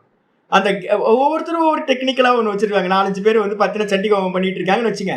ஏப்பா டைம் ஆச்சு, எதிர்க்க இருக்கவனுக்கு ஒன்றும் தெரியாது, அடிச்சு விடு பார்த்துக்கலாம் அப்படின்னா கியரை மாத்து அப்படின்னா போதும். டப்ப டப்ப டப்ப டப்ப டப்பன்னு வந்து பாத்தீங்க அப்படின்னா விதி எல்லாத்தையும் உடைச்சிட்டு வேகமா சூப்பர் ஃபாஸ்ட் எக்ஸஸ்ல போடுறது. எதிர்க்க இருக்கவங்களுக்கு தெரியாது என்ன அங்கம் விட்டு போச்சு, என்ன விட்டாங்க, என்ன பண்ணாங்க, என்ன பண்ணல, எதுவுமே தெரியாது உங்களுக்கு. நான் இப்போ என்ன பண்ணுவேன் தெரியுங்களா உங்களுக்கு? நான் கொஞ்ச நாள் முன்னாடி ஆரம்பத்துலலாம் நான் என்ன பண்ணியிருக்கேன், நிறைய சண்டி ஹோமம் இதெல்லாம் வச்சு பண்ணியிருக்கேன். அப்போ நான் வந்து பார்த்தீங்கன்னா எந்த ப்ரோக்ராம் பண்ணாலும் நான் என்ன பண்ணுவேன் தெரியுங்களா, முதல்ல லிஸ்ட் எடுத்துருவேன். அங்கம் முதல் A to Z வந்து பார்த்தீங்கன்னா எத்தனை பூஜையில் எத்தனை அங்கங்கள் இருக்கோ அந்த அங்கங்களை வந்து பார்த்தீங்கன்னா வந்தோடனே ப்ரீஸ்டிட்ட வந்து பார்த்தீங்கன்னா மெயின் ப்ரீஸ்டிட்ட நான் என்ன பண்ணுவேன் அப்படின்னா, ஐயா ஃபஸ்ட்டு வந்து பார்த்தீங்கன்னா நான் புக் பண்ணும் போதே நான் சொல்லுவேன், அவங்கள வந்து ஃபிக்ஸ் பண்ணும் போதே நான் சொல்லுவேன், எனக்கு ஒரு அங்கங்களையும் விட்டுறக்கூடாது, நான் சொல்ற விதிப்படி தான் நீங்க பண்ணணும், அப்படி பண்றதா இருந்தா உங்களை நான் ஃபிக்ஸ் பண்றேன் அப்படின்னு சொல்லிட்டு அவங்கள வந்த மாத்திரத்துல முதல் நாளே நான் என்ன பண்ணுவேன் அப்படின்னா லிஸ்ட்டை கொடுத்துருவேன். ஒவ்வொரு அங்கத்தை சொல்லும் போதும் காம்ப்ரமைஸ் பண்ணாம என்கிட்ட சுவாமி நான் இதை பண்றேன், சுவாமி நான் இதை பண்றேன்னு சொல்லிட்டு பண்ணணும் அப்படின்னு. அப்ப என்ன ஆகும் அப்படின்னு கேட்டீங்கன்னா, ஐயோ ஒருத்தர் விஷயம் தெரிஞ்சவர் இருக்காருன்னா நம்மளால என்ன பண்ண முடியாது அப்படின்னு முறையா பண்ணுவாங்க. சில பேர் என்ன பண்ணுவாங்க அப்படின்னு கேட்டீங்கன்னா, கும்பகோணத்துல இருந்து ஒரு குரூப் வந்தாங்க, ஒரு கும்பாபிஷேகம் பக்கத்துல, என்னோட வீட்டு பக்கத்திலேயே அகஸ்திய தீர்த்தத்துல ஒரு எல்லாம் அப்ரெண்டிஸ் பசங்க எல்லாம் வந்து பாத்தீங்கன்னா அப்பதான் பாடசாலையில வந்து பாத்தீங்கன்னா ஆகம சாஸ்திரத்தை படிச்சு முடிச்சு ஒரு 4 வருஷம் படிச்சு முடிச்ச உடனே வந்து பாத்தீங்கன்னா ஒரு அப்ரெண்டிஸ் எப்பவுமே என்ன இருக்கணும், ஒரு சீனியர்கிட்ட இருந்து ஒரு 5-6 வருஷம் 10 வருஷம் இருந்ததுக்கு பிறகுதான் வெளியில வரணும். இப்ப நீங்க பிச்சை குருக்கள் அப்படின்னு பிள்ளையார்பட்டியில இருக்க, அதே மாதிரி வந்து பாத்தீங்கன்னா ராஜா பட்டர் அப்படின்னு வந்து பாத்தீங்கன்னா இதுல வந்து திருப்பரங்குன்றத்துல இருக்கார். அவங்க பாடசாலையில இருக்கிற டிசிப்ளின் பார்க்கணும். ராஜா பட்டரோ இல்ல பிச்சை குருக்கள்கிட்ட பாத்தீங்க அப்படின்னா படிச்சுட்டு இருக்கும் போதே என்ன பண்ணுவாங்க அப்படின்னு கேட்டீங்கன்னா பல ப்ரோக்ராமுக்கு வந்து பாத்தீங்கன்னா கும்பாபிஷேகத்துக்கு இதுக்கெல்லாம் கூட்டிட்டு போயிட்டே இருப்பாங்க. பிச்சை குருக்கள்லாம் வந்து 1000 கும்பாபிஷேகத்துக்கு மேல பண்ணுவேன். ராஜா பட்டர்கிட்ட பாத்தீங்க அப்படின்னா வைதிக மந்திரங்கள்லாம் அவ்வளவு ஸ்பஷ்டமா இருக்கும், கிரியாலாம் அவ்வளவு நேர்த்தியா இருக்கும். ராஜா பட்டர் திருப்பரங்குன்றம் அவங்கள்ட்ட எல்லாம் என்ன பண்ணுவாங்க அப்படின்னு கேட்டீங்கன்னா அந்த பசங்களை வந்து பாத்தீங்கன்னா ட்ரெயின் பண்ணுவாங்க. படிக்கிற காலத்துல இருந்தே ப்ரோக்ராமுக்கு கூட்டு போய் வந்து பாத்தீங்கன்னா அவங்களுக்கு அப்படி அத்துப்படி ஆயிடும், எது பண்ணணும் எது பண்ணக்கூடாது அப்படின்னு. நேர்த்தி வந்து பாத்தீங்கன்னா ஒரு லட்சார்ச்சனை பண்ணாங்கன்னா ராஜா பட்டரோட குரூப்பை என்னைக்காவது பாருங்க, யாராவது எங்கேயாவது நடந்தாங்க அப்படின்னா பாத்தீங்கன்னா தெரியும். ராஜா பட்டரோட குரூப்ல வந்து ஒரு லட்சார்ச்சனையை நீங்க பார்த்தீங்க அப்படின்னா அப்படியே சொக்கி போயிடுவோம்.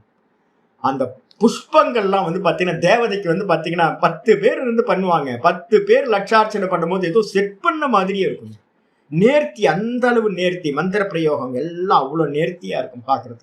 அப்போ வந்து பாத்தீங்கன்னா யாராவது ஒருத்தர் நல்லா ட்ரெயின் ஆகிட்டே இருக்கார், ராஜா பட்டர்கிட்டயோ இல்ல வந்து பாத்தீங்கன்னா பிச்சை குருக்கள்கிட்டயோ நல்லா ட்ரெயின் ஆயிட்டு வந்து பாத்தீங்க அப்படின்னா அவர் வந்து பாத்தீங்கன்னா சாஸ்திர விதியை விட்டுட்டு ஏதாவது முரண்பட்டு பண்ணுவாரா அப்படின்னு கேட்டீங்கன்னா பண்ணுவார். ஆனா சிரத்தையோட பண்ணுவாரா அப்படின்னா விதி தெரிஞ்சு அதை விட்டுட்டு பண்ணுவாரா அப்படின்னா விட்டுட்டு பண்ணுவார். ஆனா வந்து பாத்தீங்கன்னா விட்டுட்டாருன்னா என்ன அர்த்தம், சிரத்தை இல்லைன்னு அர்த்தம். முடிய சிரத்தையோட அந்த விதியை தெரிஞ்சவர் விடுவார் அப்படின்னா அது முடியாது.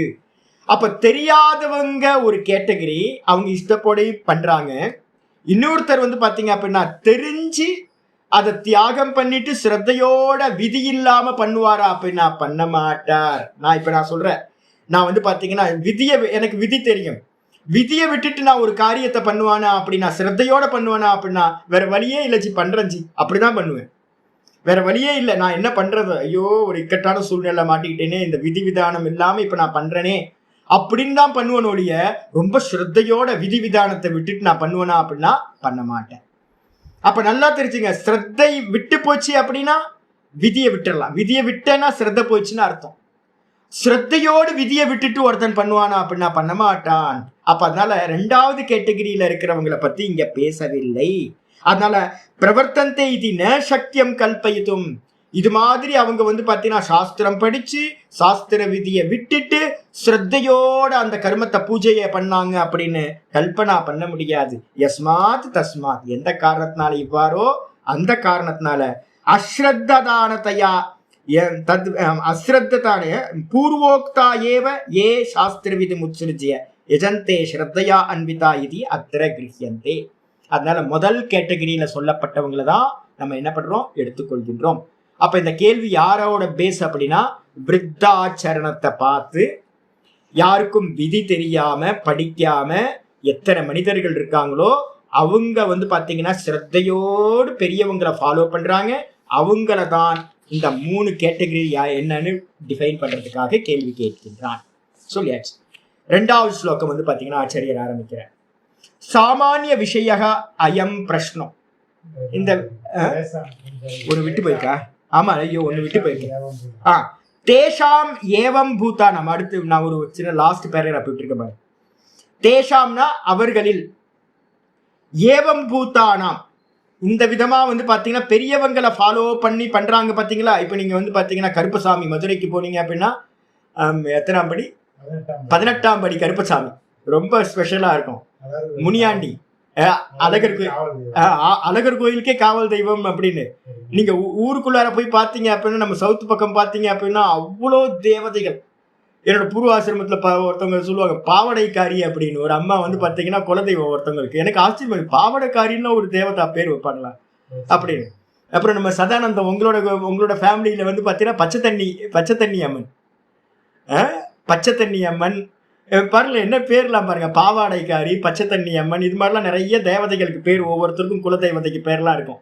அதுக்கெல்லாம் பூஜை முறைகள் யாராவது சாஸ்திரத்துல விதி இருக்குமா சுவாமி அப்படின்னு கேட்டீங்கன்னா, சாஸ்திரத்துலலாம் விதியெல்லாம் இருக்காது. அவங்க பூஜை பண்றவங்க யாருன்னா பூஜாரியெல்லாம் வரமாட்டாரு. இவங்களே வந்து பாத்தீங்கன்னா பொங்கல் வைப்பாங்க. இவங்களே வந்து பாத்தீங்கன்னா இவங்களுக்கு தெரிஞ்ச மாதிரி அவங்களுக்கு பூஜை பண்ணிப்பாங்க. எந்த ஒரு ஆதாரமும் வந்து பாத்தீங்கன்னா இல்ல. ஆனா எப்படி இருக்கும், பரம்பரையா அதை வந்து பாத்தீங்கன்னா ஃபாலோ பண்ணிக்கிட்டே வருவாங்க. தாத்தா அப்பா இது மாதிரி பண்ணிக்கிட்டே வர்றது. இப்ப இவங்களோட தேஷாம் ஏவம் சம்பூதானா, இந்த விதமா யாருக்கெல்லாம் வந்து பாத்தீங்கன்னா நிஷ்டாது, நிஷ்டை இருக்கா, ஆமா கரெக்டா வருஷத்துக்கு 2 வாட்டி பொங்கல் வச்சிருவாங்க. அந்த தேவதையை வந்து பாத்தீங்கன்னா வழிபடுவாங்க. இதெல்லாம் பண்றாங்களே, இந்த நிஷ்டை வந்து பாத்தீங்கன்னா தூ கா கிருஷ்ண, ஏ கிருஷ்ணா, அவங்களுடைய நிஷ்டை எவ்விதமானது. நிஷ்டான்னு அர்த்தம், அதுல தொடர்ந்து அவங்க நிக்கிறாங்கல்ல, பரம்பரையா பண்ணிக்கிட்டு இருக்காங்களே, அது மாதிரி மனிதர்களுடைய நிஷ்டையானது எவ்விதமானது. அது வந்து பாத்தீங்கன்னா சத்வம், அது வந்து பாத்தீங்கன்னா சத்துவகுண நிஷ்டையா ஆகோ, அல்லது வந்து பாத்தீங்கன்னா ரஜோகுணமானதா, அல்லது வந்து பாத்தீங்கன்னா தமோ. அது எது? கிம் சத்வம் நிஷ்டா அவஸ்தானம் ஆகோஸ்வித் ரஜ அவஸ்தா தமக அதுவா தமக. அவங்களுடைய நிஷ்டை வந்து பாத்தீங்கன்னா சத்வமா, அல்லது வந்து பாத்தீங்கன்னா ரஜோகுணமா, அல்லது வந்து பாத்தீங்கன்னா தமோ குணமா. ஏதத் உக்தம் பவதி யா தேஷாம் தேவாதி விஷயா பூஜாஹா. இது சொல்லப்படுகிறது என்ன அப்படின்னா, அவர்கள் செய்கின்ற தேவதா பூஜை இருக்குல்ல, தேஷாம் தேவாதி விஷயா பூஜா, அவர்கள் பண்ணக்கூடிய அந்த தேவாதி விஷயங்கள் இருக்குல்ல, இந்த விஷயங்கள் வந்து பாத்தீங்கன்னா சா கிம் சாத்விக பூஜையா, அல்லது வந்து ராஜச பூஜையா, அவங்க வந்து பண்றது தமோ பூஜை, அது வந்து பாத்தீங்கன்னா தாமச பூஜையா அப்படின்னு எனக்கு சொல்வாயாக அப்படின்னு கிருஷ்ணனை பார்த்து கேட்டான். அப்ப இது வந்து பாத்தீங்கன்னா யாரெல்லாம் சாஸ்திரம் தெரிஞ்சவங்களோ அவங்களை தூக்கி ஓரமா வச்சிருங்க. இப்ப நம்ம வந்து ஆம் ஆத்மி, இப்ப நம்ம வந்து பாத்தீங்கன்னா 90 பேர் 85 பேர் 90 பேர் பாடம் கேட்கிறோம் அப்படின்னா, இதுல வந்து பாத்தீங்கன்னா சாஸ்திர விதி தெரிஞ்சவங்க எத்தனை பேர் இருக்கோம்? ராமச்சந்திர வாசு இது மாதிரி வந்து பாத்தீங்கன்னா கொஞ்சம் பேர் தான். அங்கங்க வந்து பாத்தீங்கன்னா முறையா கொஞ்சம் தெரிஞ்சுக்கிட்டவங்க ரொம்ப கம்மியா தான் இருப்போம். மீதி இருக்கிறவங்க எல்லாம் வந்து பாத்தீங்கன்னா பெரியவங்க என்ன சொன்னாங்களோ அதை ஃபாலோ பண்றது தான். நிறைய பேருக்கு மந்திரம் தெரியாது. மந்திரம் தெரியாட்டி என்னது, சிரத்தை இருக்கா, பக்தி இருக்கா, போதுமே, அது போதுமே. கண்ணப்ப நாயனருக்கு தான் மந்திரம் தெரிஞ்சுதான் என்ன? கண்ணப்ப நாயனருக்கு அனுகிரகம் பண்ண பகவான் வந்து பாத்தீங்கன்னா அங்க இருக்கிற பூஜாரிக்கு பண்ணலையே. பூஜாரி வந்து பாத்தீங்கன்னா விதி விதானத்தோட பண்ணியிருப்பார். ஆனா அவருக்கு பண்ணாதவர் வந்து பாத்தீங்க அப்படின்னா கண்ணப்ப நாயனரோட பக்திக்கு வந்து பாத்தீங்கன்னா ஈக்குவலா இருக்க முடியுமா? யோசிச்சு பாருங்க. சபரிக்கு வந்து பாத்தீங்க அப்படின்னா இருக்கிற பக்தி வேற யாருக்கு இருந்திருக்கு? அப்ப வந்து பாத்தீங்கன்னா என்ன அப்படின்னா பக்தி நந்தனாருக்கு இருக்கிறது வந்து பாத்தீங்க அப்படின்னா இருந்தது வேற யாருக்கு கிடைச்சிருக்கும் உங்களுக்கு? அப்ப என்ன அர்த்தம் அப்படின்னு கேட்டீங்கன்னா, வகை பிரிக்கணும். சாதாரண மனிதர்கள்ட்ட இருக்கக்கூடிய அந்த ஸ்ரத்தைய எந்த விதமா பண்றது, 3 கேட்டகரி பண்ண போறோம். ஆச்சாரியர் வந்து பாத்தீங்கன்னா அவதாரிக்க பாஷ்யம் 2வது ஸ்லோகத்துக்கு பண்றார். சொல்லுங்கம்மா. அதுக்கு இனிமே இனிமே இனிமே என்ன இல்ல, இனிமே அதுக்கு என்ன டெர்மினாலஜி யூஸ் பண்ணோம்? விருத்த விவகார தர்ஷனாத், விருத்தாச்சரணம். இதுக்கு என்ன பேரு அப்படின்னா, இனிமே வந்து பெரியவங்க பண்ணதை நம்ம ஃபாலோ பண்றோம்னா அதுக்கு என்ன பேரு? விருத்தாச்சரணம்னு பேரு. சாஸ்திராச்சரணம், விருத்தாச்சரணம் ரெண்டா பிரிச்சுங்க. சாஸ்திரத்துல சொல்லப்பட்டபடி பண்றது சாஸ்திராச்சரணம்னு பேரு. அதுக்கப்புறம் பெரியவங்களை ஃபாலோ பண்றதுக்கு பேரு விருத்தாச்சரணம். பெரியவங்களை ஃபாலோ பண்றது. இந்த ரெண்டு கேட்டகரி. சொல்லுங்க. இப்போ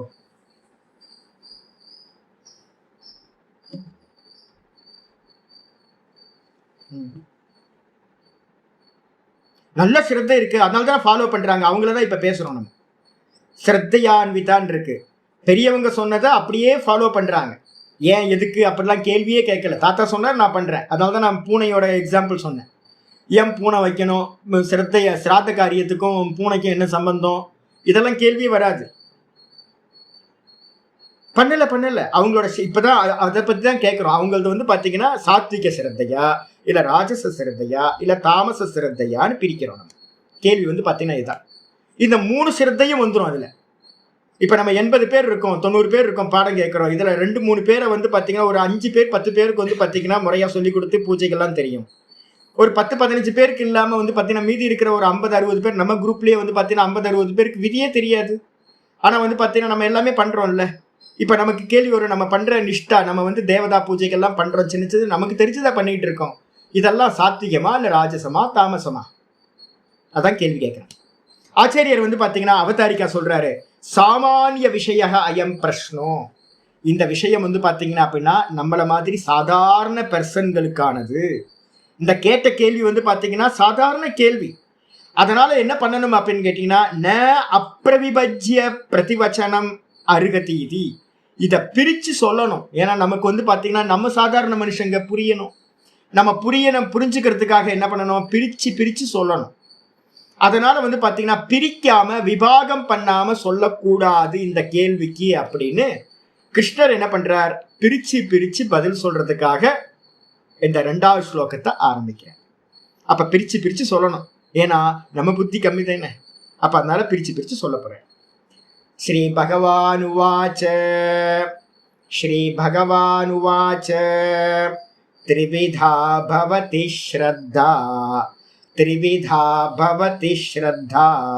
தேஹினாம் சா ஸ்வபாவஜா சாத்விகி ராஜசி சைவ தாமசி சேதி தாம் ஸ்ருணு. ஸ்ரீ பகவானுவாச்ச த்ரிவிதா பவதி ஸ்ரத்தா தேஹினாம் சா ஸ்வபாவஜா சாத்விகி ராஜசி சைவ தாமசி சேதி தாம் ஸ்ருணு. ஸ்ரீ பகவான் வாச்ச. பகவான் வந்து பாத்தீங்கன்னா கேட்ட கேள்விக்கு பதில் சொல்ல ஆரம்பிக்கிறார். திரிவிதா பவதி ஸ்ரத்தா தேஹினாம்னா தேகத்தை உடையவர்களுக்கு. யாரு? நம்ம தான் மனுஷங்க. தேகத்தை உடைய மனிதர்களுக்கு வந்து பாத்தீங்க அப்படின்னா திரிவிதா ஸ்ரத்தா பவதி. ஸ்ரத்தா திரிவிதா பவதி. ஸ்ரத்தையானது 3 விதமாக இருக்கின்றது.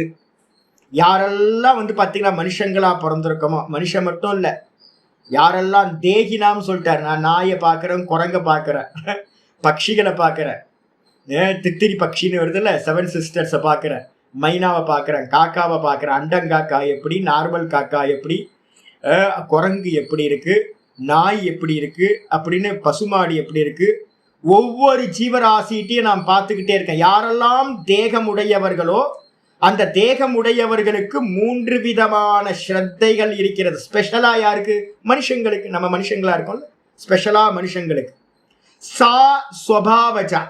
அந்த ஸ்ரத்தா எப்படிப்பட்டதா இருக்கு அப்படின்னு கேட்டீங்கன்னா, ஸ்வபாவஜம் அப்படின்னா என்ன அர்த்தம் அப்படின்னா பிறக்கும் போதே உண்டானது. அவங்களுக்கு வந்து பாத்தீங்கன்னா இருக்கக்கூடிய ஸ்ரத்தையானது முன்னாடி ஜென்மங்கள்ல நம்ம என்ன அனுஷ்டானம் பண்ணிக்கிட்டு இருந்தோமோ, நம்மள்ட்ட எந்த முன்னாடி முந்தின ஜென்மத்துல என்ன மாதிரி காரியங்களை பண்ணணுமோ அதை பேஸ் பண்ணி இந்த ஜென்மத்தில் நம்மளுடைய ஸ்ரத்தை அதே மாதிரி பை பர்த்லயே உண்டாகக்கூடியது. அப்ப பிறக்கும் போதே ஒவ்வொரு மனிதரும் சாத்விக சிரத்தை, தாமச சிரத்தை, ராஜச சிரத்தைன்னு 3 விதமான சிரத்தைகளோடு பிறக்கின்றார்கள். அது மட்டும் இல்ல, சாத்விகி ராஜசி சைவ தாமசீச்ச இதி தாம் சுருணு. அப்ப ஒவ்வொரு மனிதர்களும் சாத்விக சிரத்தை, ராஜச சிரத்தை, தாமச சிரத்தை என்று 3 விதமான சிரத்தையோடு பிறக்கும் போதே இந்த குணத்தோடு பிறக்கிறார்கள். அவற்றை என்னிடமிருந்து கேட்டுக்கொள்வாயாக. தாம் சுருணு, அவைகளை என்கிட்ட இருந்து கேட்டுக்கோ அப்படின்னு கிருஷ்ணர் சொல்ற. பாஷ்யத்துக்கு திரிவிதா. திரிவிதான அர்த்தம் திரிபிரகாரா பவதி ஸ்ரத்தா. 3 விதமாக, திரிபிரகாரம்னா 3 வெரைட்டியா ஸ்ரத்தைகள் பாத்தீங்கன்னா இருக்கின்றன. யஸ்யாம் நிஷ்டாயாம் துவம் பிரிச்சசி. யாருடைய நிஷ்டையை பத்தி, இந்த பூஜை பண்றவங்களை பத்தி நீ கேள்வி கேட்டல்ல, சாஸ்திரம் தெரியாம பாத்தீங்கன்னா ஸ்ரத்தையோடு பாத்தீங்கன்னா பூஜை பண்றாங்களே, அவங்களுடைய ஸ்ரத்தை எவ்விதமானது அப்படின்னு நீ என்ன கேள்வி கேட்டாயோ அர்ஜுனா, அந்த கேள்வியை கேட்டவங்களை பத்தி தான் நான் பதில் சொல்றேன். தேகினாம். தேகினாம்னா யாரு அப்படின்னு கேட்டீங்கன்னா, தேகத்தை உடையவர்களுக்கு பேரு தேகிகள் அப்படின்னு பேரு. யாரு? ஜீவாத்மாக்கள். அப்ப இந்த தேகத்தை உடையவர்கள் மனிதர்களுக்கு பாத்தீங்க அப்படின்னா அந்த ஸ்ரத்தையானது சா ஸ்வபாவஜா, ரொம்ப முக்கியமானது. சுபாவஜம் இந்த வார்த்தையை இனிமே 18வது சாப்டர்ல யூஸ் பண்ண போறோம். யாரெல்லாம் யோக சூத்திரம் படிச்சுக்கிட்டு இருக்கீங்களோ அவங்களுக்கெல்லாம் இந்த விஷயம் பாத்தீங்கன்னா முக்கியமானது. சா ஸ்வபாவஜான என்ன அர்த்தம்? ஸ்வபாவம் அப்படின்னா என்ன அர்த்தம்னா ஜென்மாந்தர கிருத்தோ, முந்தின ஜென்மத்துல பாத்தீங்கன்னா நம்ம செய்யப்பட்ட தர்மாதி சம்ஸ்காரம். நம்ம ஒருத்தரை பார்க்கும் போதே பாத்தீங்கன்னா நான் எப்படி கண்டுபிடிப்போம்? ஒருத்தர் பாத்தீங்கன்னா நான் இந்த ஜென்மத்துல எடுத்துங்க, இந்த ஜென்மத்துல இல்ல முந்தின ஜென்மத்துல. இப்ப முதல்ல எடுத்துங்க, ஒரு ஆளை பத்தி நம்ம என்ன பண்ணணும் அப்படின்னா, நான் ஏற்கனவே அடிக்கடி சொல்லிக்கிட்டே இருக்கிறது, கட்டோபனிஷத்துலையும் பாத்தீங்கன்னா பிருகதாரண்ய உபனிஷத்துலையும் ஒரு விஷயம் சொல்லுது. சம்ஸ்காரம் பாத்தீங்கன்னா 3 விதத்துல ஒருத்தருக்கு சம்ஸ்காரம் கிடைக்கணும். சம்ஸ்காரம்ன்றதுக்கு அர்த்தம் ஒரு நல்ல பதிவு, நல்ல விஷயங்களை பத்தின பதிவு பாத்தீங்கன்னா யாரு உண்டு பண்ணணும்? முதல்ல பாத்தீங்கன்னா உண்டு பண்றது யாருன்னா அம்மா பாத்தீங்கன்னா முதல் டீச்சர். இருக்கிறதுலே இந்த உலகத்துல பாத்தீங்கன்னா ஒருத்தர் நல்ல குணங்கள் பாத்தீங்கன்னா இருக்கு அப்படின்னா அது அம்மாட்ட இருந்து வந்ததா இருக்கும். அம்மா தான் பாத்தீங்கன்னா முதல் சம்ஸ்காரம் குழந்தைக்கு பாத்தீங்கன்னா பண்றா. அதுக்கு அடுத்தது அப்பா 2வது சம்ஸ்காரம் பண்றது. சம்ஸ்காரம்னா நல்ல நல்ல விஷயங்கள்லாம் பதிய வைக்கிறது. அப்பா தான் பாத்தீங்கன்னா ஒரு பையனை பவித்திரம் பண்றது. முதல் பவித்திரம் பண்றது சம்ஸ்காரத்துக்கு அர்த்தமே பவித்திரம்னு அர்த்தம். ஒரு குழந்தைய பாத்தீங்கன்னா முதல்ல அம்மா பவித்திரம் பண்றா, 2வது அப்பா பாத்தீங்கன்னா பவித்திரம் பண்றார், அதுக்கப்புறம் ஆச்சாரியர் பாத்தீங்கன்னா பவித்திரம் பண்றார். திரிபிரேத்தி சந்திய அப்படின்னு கட்டோபனிஷத்துல சொல்லுது, 3 பேர்களை அடைந்தவன் அப்படின்னு. ஒரு பெர்சன் நல்லா இருக்கான் அப்படின்னா என்ன அர்த்தம்? அப்பா நல்லா இருக்கணும், அம்மா நல்லா இருக்கணும். நான் கோயிலுக்கு போன சின்ன குட்டி குழந்தைங்கலாம் வரும். 2 நாளுக்கு முன்னாடி கூட ஒரு குழந்தைய பார்த்தோம். அந்த சின்னோண்டு குட்டி குழந்தை அது என்ன பண்ணுது அப்படின்னு கேட்டீங்கன்னா, அது மாலை போட்டிருக்கு. சபரிமலைக்கு மாலை போட்டிருக்கு. அதுக்கு அந்த குழந்தைக்கு 4 வயசு 5 வயசு தான் இருக்கும். அந்த குழந்தை பாத்தீங்கன்னா அழகா பாத்தீங்கன்னா அந்த தீப ஆரத்தியை என்ன பண்ணணும், சுவாமி எப்படி கும்பிடணும், தீப ஆரத்தியை எப்படி கண்ணில் ஒத்திக்கணும், எப்படி தீர்த்தம் வாங்கணும், இதெல்லாம் பாத்தீங்கன்னா பர்ஃபெக்டா பண்ணுது. நான் பார்த்து ரசிச்சு பார்த்துக்கிட்டு இருந்தேன். என்னன்னா அம்மா சொல்லி கொடுத்துருக்காங்க, அப்பா அப்பாவும் மாலை போட்டிருக்காரு. அப்ப அப்பா மாலை போட்டதுனால என்ன பண்ணிருப்பாரு, இதை பண்ணணும் சின்ன குட்டி குழந்தைக்கு பாத்தீங்கன்னா இப்ப 4 வயசுல அதுக்கு இந்த சம்ஸ்காரம் கிடைக்குதுன்னா அது என்ன ஆகும்? சாகர காலம் மட்டும் பாத்தீங்கன்னா ஒரு தேவத்தை எப்படி நமஸ்காரம் பண்ணணும்ல இருந்து எல்லாம் தெரியும். இன்னொரு ஒரு குழந்தை ஒரு கிராமத்துல இருந்து ஒரு அம்மாவோட வந்துச்சு. இந்த குழந்தை என்ன பண்ணுது, சின்ன குழந்தை தீபாராதனை தட்டுல தீபத்தை நமஸ்காரம் பண்ணிட்டு அம்மாட்ட இருந்து பர்ஸை கைக்குது. பர்ஸை கொடு. அதுல இருந்து பாத்தீங்கன்னா ஒரு காயின் எடுத்து பாத்தீங்கன்னா அந்த தட்டுல பாத்தீங்கன்னா நான் தான் பார்த்தேன். ஐயோ, ஒரு கிராமத்து ஃபேமிலி. அப்ப அந்த குழந்தைக்கு தெரிஞ்சுக்கு சின்ன வயசு, அதுவும் பாத்தீங்கன்னா 5 வயசு 6 வயசு தான் குழந்தை. அப்ப அதுக்கு சொல்லி கொடுத்துருக்காங்க, நம்ம தீபாராதனை காட்டும் போது பாத்தீங்கன்னா நம்ம நமஸ்காரம் பண்ணிட்டு தீபத்தை கண்ணில் ஒத்திக்கிட்டு ஒரு தட்சணை பாத்தீங்க அப்படின்னா 1 பயம் 2 பயம் போடணும் அப்படின்னு. அது மறக்காது. சாகர காலம் மட்டும் பாத்தீங்கன்னா மறக்கவே மறக்காது. அப்ப பாத்தீங்கன்னா எந்த விஷயத்தை இது பண்றதாலும் அப்பா சம்ஸ்காரம், அம்மா சம்ஸ்காரம், அதுக்கப்புறம் அப்பா சம்ஸ்காரம், அதுக்கப்புறம் என்ன மாதிரி ஒரு ஆச்சாரியார் வருவாங்க. இப்போ நிறைய பேர் சொல்கிறேன், நிறைய பேர் வந்து பார்த்தீங்கன்னா என்கிட்ட வரவங்க இருக்காங்க. நேற்று கூட ஒருத்தர் வந்தார். என்னன்னா பழங்கள் வாங்கிட்டு வந்தார், நல்ல சிரத்தாவான். பழங்கள் வாங்கிட்டு வந்து பார்த்தீங்கன்னா அப்படியே வச்சுட்டு போயிட்டார். நான் என்ன சொன்னேன்னு கேட்டிங்கன்னா, நீங்கள் குருவை பார்க்கும்போது, ஆச்சாரியரை பார்க்கும்போது மினிமம் என்ன பண்ணணும், ஒரு ஒத்த ரூபாயாவது அது கூட என்ன பண்ணணும், வைக்கணும். வஸ்திர தானம் பண்ணுறீங்கன்னா ஒரு ஒத்த ரூபாயா வைக்காம மினிமம் ஒரு ஒத்த ரூபாய் வஸ்திரம் மட்டும் வைக்கக்கூடாது, ஒரு ஒத்த ரூபாய் தட்சணையாக வைக்கணும். இப்போ இது மாதிரிலாம் விதி வந்து பூர்வ மீமாம்சால வந்து பார்த்தீங்கன்னா நிறைய சொல்லப்பட்டிருக்கு. யார் யாருக்கு எப்படி எப்படி ட்ரீட் பண்ணணும், என்ன மாதிரி பண்ணணும், இதெல்லாம் இருக்குது. நமஸ்காரம் பண்ணும்போது வந்து பார்த்தீங்கன்னா நிறைய பேர் கரெக்டாக பண்ணுறவங்க என்ன பண்ணுவாங்க, பதிபத்தினியோட இருந்து வந்து பார்த்தீங்கன்னா நமஸ்காரம் பண்ணுறவங்க இருக்காங்க. அப்படி இல்லாமல் என்ன பண்ணுறாங்க, தனித்தனியாக நமஸ்காரம் பண்ணுறாங்க. இருங்க இருங்க 2 பேர் சேர்ந்து நமஸ்காரம் பண்ணுங்க அப்படின்னு. அப்போ ஏன்னா இதை சொல்லி கொடுக்க வேண்டியிருக்கு, ஒருத்தருக்கு சம்ஸ்காரம் பண்ண வேண்டியிருக்கு.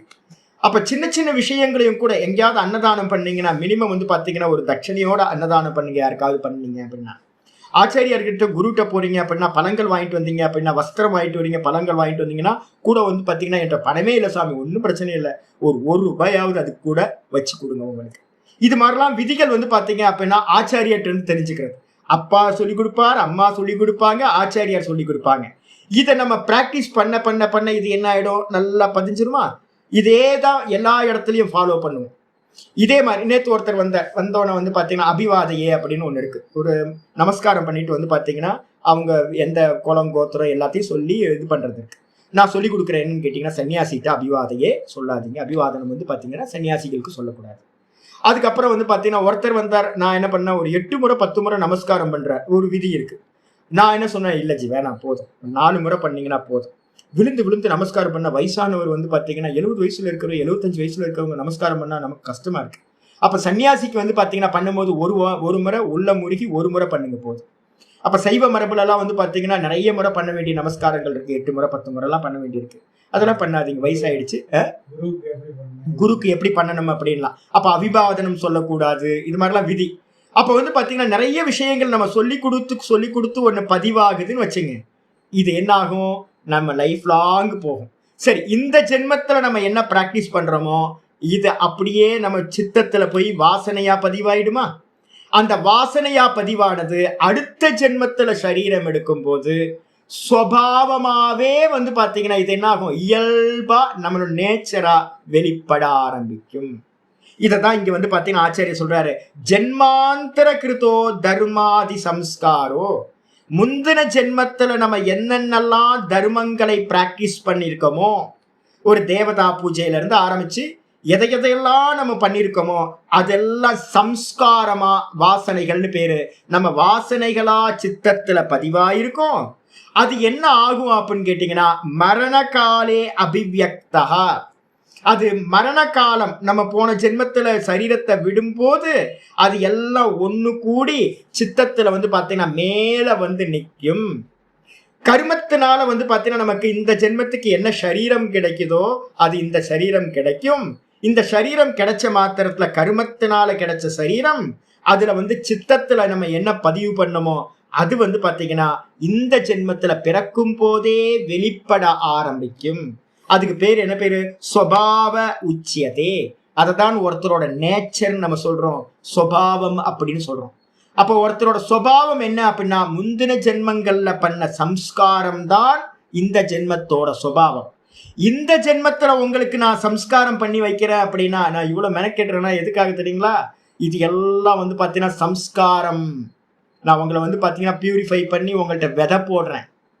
நான் விதை போடுற விதை வந்து பார்த்தீங்கன்னா ஒரு ஜென்மம் இந்த ஜென்மத்திலேயே முளைச்சிடலாம், ஒன்றும் வீணா போகாது. இந்த ஜென்மத்தில் முளைக்காம இருந்தாலும் அடுத்த ஜென்மத்தில் வந்து பார்த்தீங்கன்னா முளைச்சிரும், அடுத்த ஜென்மத்தில் முளைச்சிரும். அப்போ இந்த 540 கிளாஸ் நான் எடுத்திருக்கேன்னா நான் கொஞ்சம் புத்தி இல்லாமல் எடுப்பேன், யோசிச்சு பாருங்க. ஏற்கனவே நான் வந்து பார்த்தீங்க அப்படின்னா என்னோட 2 வாட்டி பகவத்கீதை சொல்லி கொடுத்துருக்கேன், 3 முறை பகவத்கீதை படிச்சிருக்கேன். அப்போ வந்து பார்த்தீங்க அப்படின்னா 2 முறை கிளாஸ் எடுக்கும் போதும், ஒரு முறை 230 கிளாஸ், இன்னொரு முறை 240 கிளாஸ், இவ்வளோதான். ஒரு பகவத்கீதைக்கு 240 கிளாஸ் தான் நான் சொல்லி கொடுத்துருக்கேன். ஏன் தெரியுங்களா, என்கிட்ட வந்தவங்க எல்லாருமே வந்து பார்த்தீங்கன்னா ஏற்கனவே இங்கே அங்கே படிச்சுட்டு வந்தவங்க சாதுக்கள். அப்போ சாதுக்கள் சம்ஸ்கிருதத்தோட பேக்ரவுண்டெல்லாம் இருந்துச்சு. அதனால சங்கர பாஷ்யத்தை நான் விரும்பினே 240 கிளாஸில் சொல்லி முடிச்சுட்டேன் 2 வாட்டியுமே. இப்போ உங்களுக்கு 80-90 பேர் இருக்கும். புதுசா நியூ கமர்ஸ் நிறைய பேர் இருக்கீங்க. நிறைய பேர் புதுசா கேட்குறீங்க. இன்னொன்னு வந்து பார்த்தீங்கன்னா, நான் என்ன பண்றேன் தெரியுங்களா? ஆணி அடிக்கணும்னு முடிவு பண்ணிட்டேன். ஒவ்வொருத்தரோட சித்தத்திலையும் ஆணி அடிக்கணும். நான் சொல்றது பசுமரத்தாணி மாதிரி நல்லா பதியணும். பதியறதுக்காகவே வந்து நான் என்ன பண்றேன் அப்படின்னா, திரும்ப திரும்ப திரும்ப திரும்ப ரிப்பீட் பண்ணிக்கிட்டே இருக்கிறது எதுக்கு அப்படின்னா, இதுக்கு பேர் தான் சம்ஸ்காரம் பண்றதுன்னு பேர். இது என்ன ஆகும் அப்படின்னா, நேச்சராவே வந்து பாத்தீங்கன்னா என்னுடைய சப்தங்கள் வந்து உங்களுக்குள்ளார ஒரு உள்ளுக்குள்ளார ஞாபகத்துக்கு வரணும். ஆச்சாரியரோட சாஸ்திரத்தோட சப்தம் நமக்கு வந்து ஒவ்வொரு காரியம் பண்ணும்போது நமக்கு ஞாபகத்துக்கு வரணும். அப்ப இது மாதிரி வர்றது வந்து பாத்தீங்கன்னா, இந்த ஜென்மத்துல நான் பண்ற பதிவு வந்து பாத்தீங்கன்னா எல்லா காரியங்கள்ல வெளிப்படும். இதுக்கப்புறம் அடுத்த ஜென்மத்துக்கு போகும்போது இந்த கீதையோட சம்ஸ்காரம் உங்களுக்கு நேச்சுரலாவே வந்து பாத்தீங்கன்னா வெளிப்பட ஆரம்பிச்சு. இதுக்கு பேர் என்ன பேரு? சுபாவம் அப்படின்னு பேர். அப்ப நம்மள்ட்ட இருக்கிற சுபாவம் எல்லாமே முந்தின ஜென்மத்துல யாரோ சம்ஸ்காரம் பண்ணது. அது நல்லதாகவும் இருக்கலாம், கெட்டதாகவும் இருக்கலாம். ரெண்டுத்தோட சம்ஸ்காரம். இதுதான் சுபாவ உச்சியத்தை. ததோ ஜாதா சுபாவஜா. அந்த சுபாவத்திலிருந்து உண்டானது எதுவோ அதுக்கு பேரு சுபாவஜம் அப்படின்னு பேரு. எது? நம்ம பண்ற நேச்சுரல், நம்ம பண்ற சேஷ்டைகள்லாம் இருக்குல்ல, நம்ம பண்றதெல்லாம் வந்து பாத்தீங்கன்னா அந்த சுபாவம் சொல்ற வாசனையிலிருந்து உண்டானவைகள். அது மட்டும் இல்ல, சாத்விகி சத்வ நிர்வൃத்தா தேவ பூஜாதி விஷயா. ஒருவேளை நம்ம முந்தின ஜென்மத்துல யாராவது பிராக்டிஸ் கொடுத்துருக்காங்க, நல்ல தேவதைகளை உபாசிக்கிறது சொல்லி கொடுத்துருந்தாங்க அப்படின்னா, நல்ல தேவதைகளை உபாசிக்கிறதுக்கு பேர் வந்து பாத்தீங்கன்னா சாத்விகி நிர்வൃத்தா. சாத்விகி அப்படின்னா சத்துவகுணத்தால் செய்யப்படுகின்றது எதுவோ அது வந்து பாத்தீங்கன்னா தேவாதி பூஜா. தேவதைகளை பூஜிக்கிற விஷயம் இருக்குல்ல, அதுக்கு பேரு சாத்விகி அப்படின்னு பேரு. ஸ்ரத்தா, சாத்விகி ஸ்ரத்தா. அதுக்கப்புறம் ராஜசி. ராஜசின்னு என்ன அர்த்தம்? ரஜோ நிர்வൃத்தா.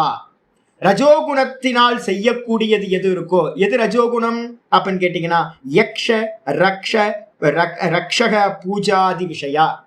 யக்ஷர்களையும் ராட்சசர்களையும் பூஜிக்கிற நிறைய விஷயங்கள் இருக்கு. இப்ப நீங்க கொஞ்சம் வந்து பாத்தீங்க அப்படின்னா, கொஞ்சம் சில பேருக்கு தப்பா தெரியும், சில பேருக்கு வந்து பாத்தீங்கன்னா சரியா புரிஞ்சுங்க. இந்த கருப்பண்ணசாமி, முனியாண்டி இது மாதிரிலாம் இருக்குல்ல, எதுக்கெல்லாம் வந்து பாத்தீங்கன்னா ஆடு கோழி இதெல்லாம் வெட்டி வந்து உயிர் பலி கொடுத்து பண்றதெல்லாம் இருக்குல்ல, இது எல்லாத்தையும் நீங்க என்ன பண்ணிக்கணும் அப்படின்னா ராஜசத்துல சேர்த்துக்கணும். எங்க வந்து பாத்தீங்கன்னா உயிர் பலி இல்லாம மந்திரங்களையும் ரொம்ப சாத்விகமா சொல்லப்படுதோ, பூஜைகள் செய்யப்படுதோ, அதெல்லாம் சாத்விகத்துல கொண்டு வந்துடும். தேவதைகளுக்கு வந்து பாத்தீங்கன்னா நம்ம என்ன பண்ண மாட்டோம்.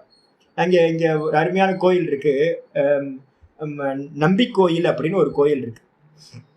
நம்பி கோயில்ல வந்து பாத்தீங்க அப்படின்னா ரொம்ப ஸ்பெஷல் வந்து பாத்தீங்கன்னா விஷ்ணு பெருமாள், நின்ற பெருமாள் அப்படின்னு ஒண்ணு இருக்கு, அமர்ந்த பெருமாள். எங்கேயாவது யாராவது போனீங்க அப்படின்னா, திருநெல்வேலி போறீங்க அப்படின்னா களக்காடு பக்கத்துல திருக்குறுங்குடின்னு ஒரு க்ஷேத்திரம், ரொம்ப அற்புதமான க்ஷேத்திரம். மலைக்கு மேல வந்து பாத்தீங்கன்னா ஒரு அருமையான டிராவல், நல்லா போயிடும். என்ன பண்றாங்க மனிதர்கள் வந்து பாத்தீங்கன்னா, பெருமாளுக்கு எங்கேயாவது உயிர் பலி இருக்குமா? பெருமாளுக்கு எங்க உயிர் பலி? அவர் என்ன நான்வெஜ்ஜை சாப்பிடுறாரு? அதெல்லாம் ஒண்ணும் இல்லைல்ல. ரொம்ப பவித்திரமா வந்து பாத்தீங்கன்னா தயிர் சாதமோ புளியன் சாதமோ நல்லா வந்து பாத்தீங்கன்னா சக்கரை பொங்கலோ நைவேத்தியம் வந்து பாத்தீங்கன்னா மடப்பள்ளியில வந்து பாத்தீங்கன்னா நைவேத்தியம் பண்ணிடுவாங்க. இது என்ன பண்ணாங்க, கொஞ்ச நாளுக்கு அப்புறம் என்ன பண்ணாங்கன்னு கேட்டீங்கன்னா, அந்த சுத்தி இருக்கிற மக்கள் வந்து பாத்தீங்கன்னா ஆடு கோழி வந்து பாத்தீங்கன்னா பலி கொடுக்க ஆரம்பிச்சாங்க கோயில் பக்கத்துலயே. அப்ப வந்து பாத்தீங்கன்னா மெதுவா அந்த தேவத்தை வந்து பாத்தீங்கன்னா என்ன ஆகும், ராஜச தேவதையா மாறிடும். அதனால என்ன பண்ணாங்கன்னா கொஞ்சம் ஏரியாக்குள்ளார இது பேன் பண்ணாங்க. இந்த ஏரியால வந்து பாத்தீங்கன்னா நான்வெஜ் சமைக்கவே கூடாது, பலி கொடுக்கவே கூடாது. அதுக்கப்புறம் என்ன பண்ணாங்கன்னா ஒரு 1 கிலோமீட்டர் 2 கிலோமீட்டர் தள்ளி கீழேயே வந்து பாத்தீங்க அப்படின்னா பலி கொடுக்கறதெல்லாம் பெருமாளுக்கே பலி கொடுப்பாங்க. பலி கொடுத்து நல்லா வந்து பாத்தீங்கன்னா நெய்வேத்தியம் எல்லாம் பண்ணிட்டு கோயில் வந்து தரிசனம் பண்ணிட்டு போயிடுவாங்க. அப்ப ஆஃபரோ இதோ எது நடக்காது. இதே வந்து பாத்தீங்கன்னா திருநெல்வேலியில அம்பாசமுத்திரத்துக்கு மேல வந்து பாத்தீங்கன்னா பாபநாசத்துக்கு மேல ஒன்று இருக்கு, சொரிமுத்தையனார் கோயில் அப்படின்னு ஒண்ணு இருக்கு. நிறைய பேருக்கு ஒரு 3-4 மாவட்டத்துக்கு வந்து பாத்தீங்கன்னா இப்ப மதுரை, திருநெல்வேலி, தூத்துக்குடி, சாத்தூர் இந்த ஏரியா எல்லாம் இருக்கிறவங்க எல்லாம் அங்கதான் போவாங்க. சொரிமுத்தையனார் கோயில்ல வந்து பாத்தீங்கன்னா நான் போய் தபஸ் பண்றதுக்காக போயிருந்தேன். நான் வந்து பாத்தீங்கன்னா காயத்ரி மந்திரம் அப்ப வந்து பாத்தீங்கன்னா தீவிரமா ஒரு நாளைக்கு 3000-4000 சொல்லிட்டு இருக்கேன். காயத்ரி மந்திரத்துக்கு போய் உட்கார்ந்தா வந்து பாத்தீங்க அப்படின்னா காலையில இருந்து ராத்திரி வரைக்கும் வந்து ஒரே ரத்தத்தை தவிர்த்து வேற எதுவுமே இல்லை அங்க. நான் போன நேரம் வேற. அது மாதிரி ஒரே உயிர் பலி. நூத்துக்கணக்கான ஆடுகளும் நூத்துக்கணக்கான கோழிகளும் வந்து பாத்தீங்கன்னா உயிர் பலி கொடுத்துக்கிட்டே இருக்காங்க. நான் 2 நாள் இருந்தேன். மனசு வந்து பாத்தீங்கன்னா அப்படியே சஞ்சலம் ஆகி போச்சு. மனசு வந்து பாத்தீங்கன்னா ஒரு மாதிரி ஒரு என்னன்னே தெரியல, கொந்தளிப்பாய் போச்சு.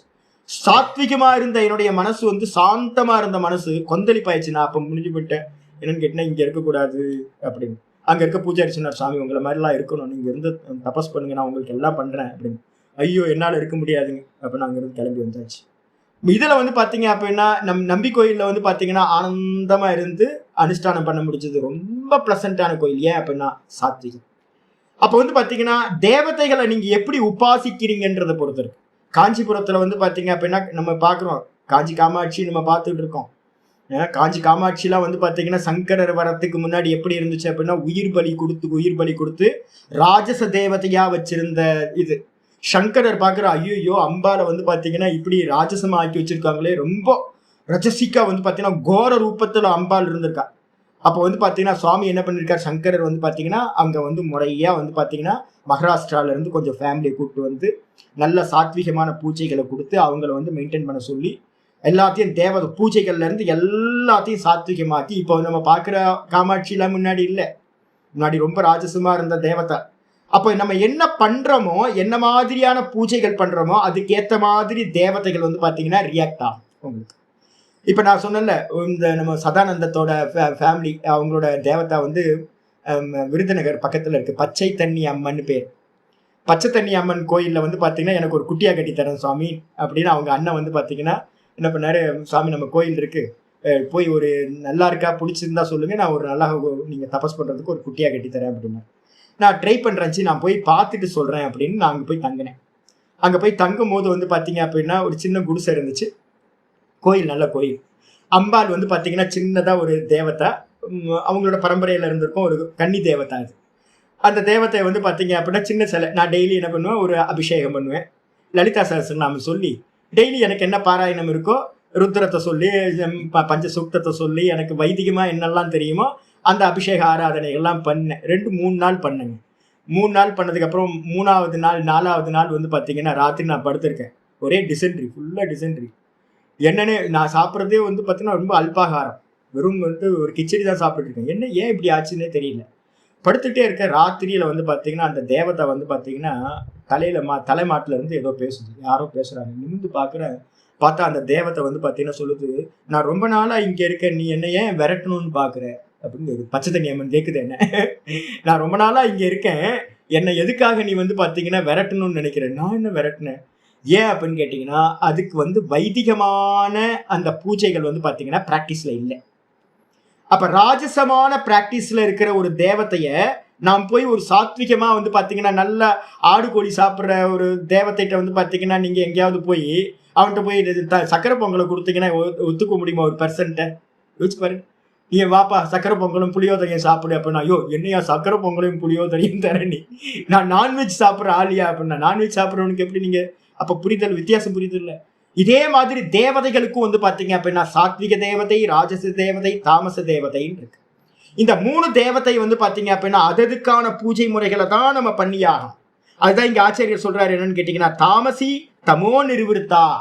யாரு தமோ நிர்வൃத்தா? பிரேத பிசாச்சாதி பூஜா விஷயா. பிரேத்தங்களை நீங்க கங்கை கரைக்கு போனீங்க அப்படின்னா நல்லா வந்து இதெல்லாம் பார்க்கலாம். சுடுகாட்டு பக்கம் எங்கெல்லாம் ஸ்மசானம் இருக்கோ அங்கெல்லாம் போனீங்கன்னா இதெல்லாம் பார்க்கலாம். எப்படி வந்து பிரேத்தங்களுக்கு பூஜை பண்றது, பிசாசுக்களை வந்து எப்படி பூஜை பண்றது, யக்ஷினிகளை எப்படி பூஜை பண்றது, இதெல்லாத்தையும் குட்டி சாத்தானுங்களை எப்படி வந்து பாத்தீங்கன்னா வசப்படுத்துறது, இது மாதிரி நிறைய பேர் வந்து பாத்தீங்கன்னா பூஜை பண்ணுவாங்க. இதெல்லாம் தாமச தேவதைகள் அப்படின்னு பேரு. இதுக்கெல்லாத்துக்கு பேரு ஏவம் திருவிதா. அப்ப ராஜசம், சாத்விகம், தாமசம் அப்படின்னு 3 விதமாக தாம் உச்சியமானம் ஸ்ரத்தா சுன்னு. அது மாதிரி சொல்லக்கூடிய 3 விதமான ஸ்ரத்தைகளை நான் சொல்ல போறேன், என்னிடமிருந்து நீ கேட்டுக்கொள்வாயாக அப்படின்னு ஆச்சாரியர் சொல்றார். அப்போ நம்ம என்ன பண்ணணும் அப்படின்னு கேட்டீங்கன்னா, தேவதா பூஜையை சாத்விகம் லோக்கத்துல இருக்கிறவங்களை விட்டுருங்க. இப்போ ரொம்ப டீட்டெயிலா பேச போறோம். லோக்கத்துல இருக்கிறவங்களை விட்டுருங்க. இப்போ இனிமே நம்ம என்ன பண்ண போறோம், சாத்விகம் என்ன பண்ணும், விமோக்ஷாய. நம்ம எப்ப போன அத்தியாயத்தை நம்ம பார்த்துட்டோம். சாத்விக குணம் என்ன பண்ணும், மோட்சத்துக்கு ஹெல்ப் பண்ணும். அதே நேரத்துல வந்து ராஜசமும் தாமசும் ஆசுரி சம்பத்துன்னு பேரு. அந்த ஆசுரி சம்பத்து என்ன பண்ணும் அப்படின்னு கேட்டீங்கன்னா உங்களுக்கு பந்தாய. ஏற்கனவே நம்ம வந்து பாத்தீங்கன்னா பார்த்துருக்கோம். 5வது ஸ்லோகம் போன அத்தியாயத்துல 5வது ஸ்லோகம் சொல்லியிருக்கோம்.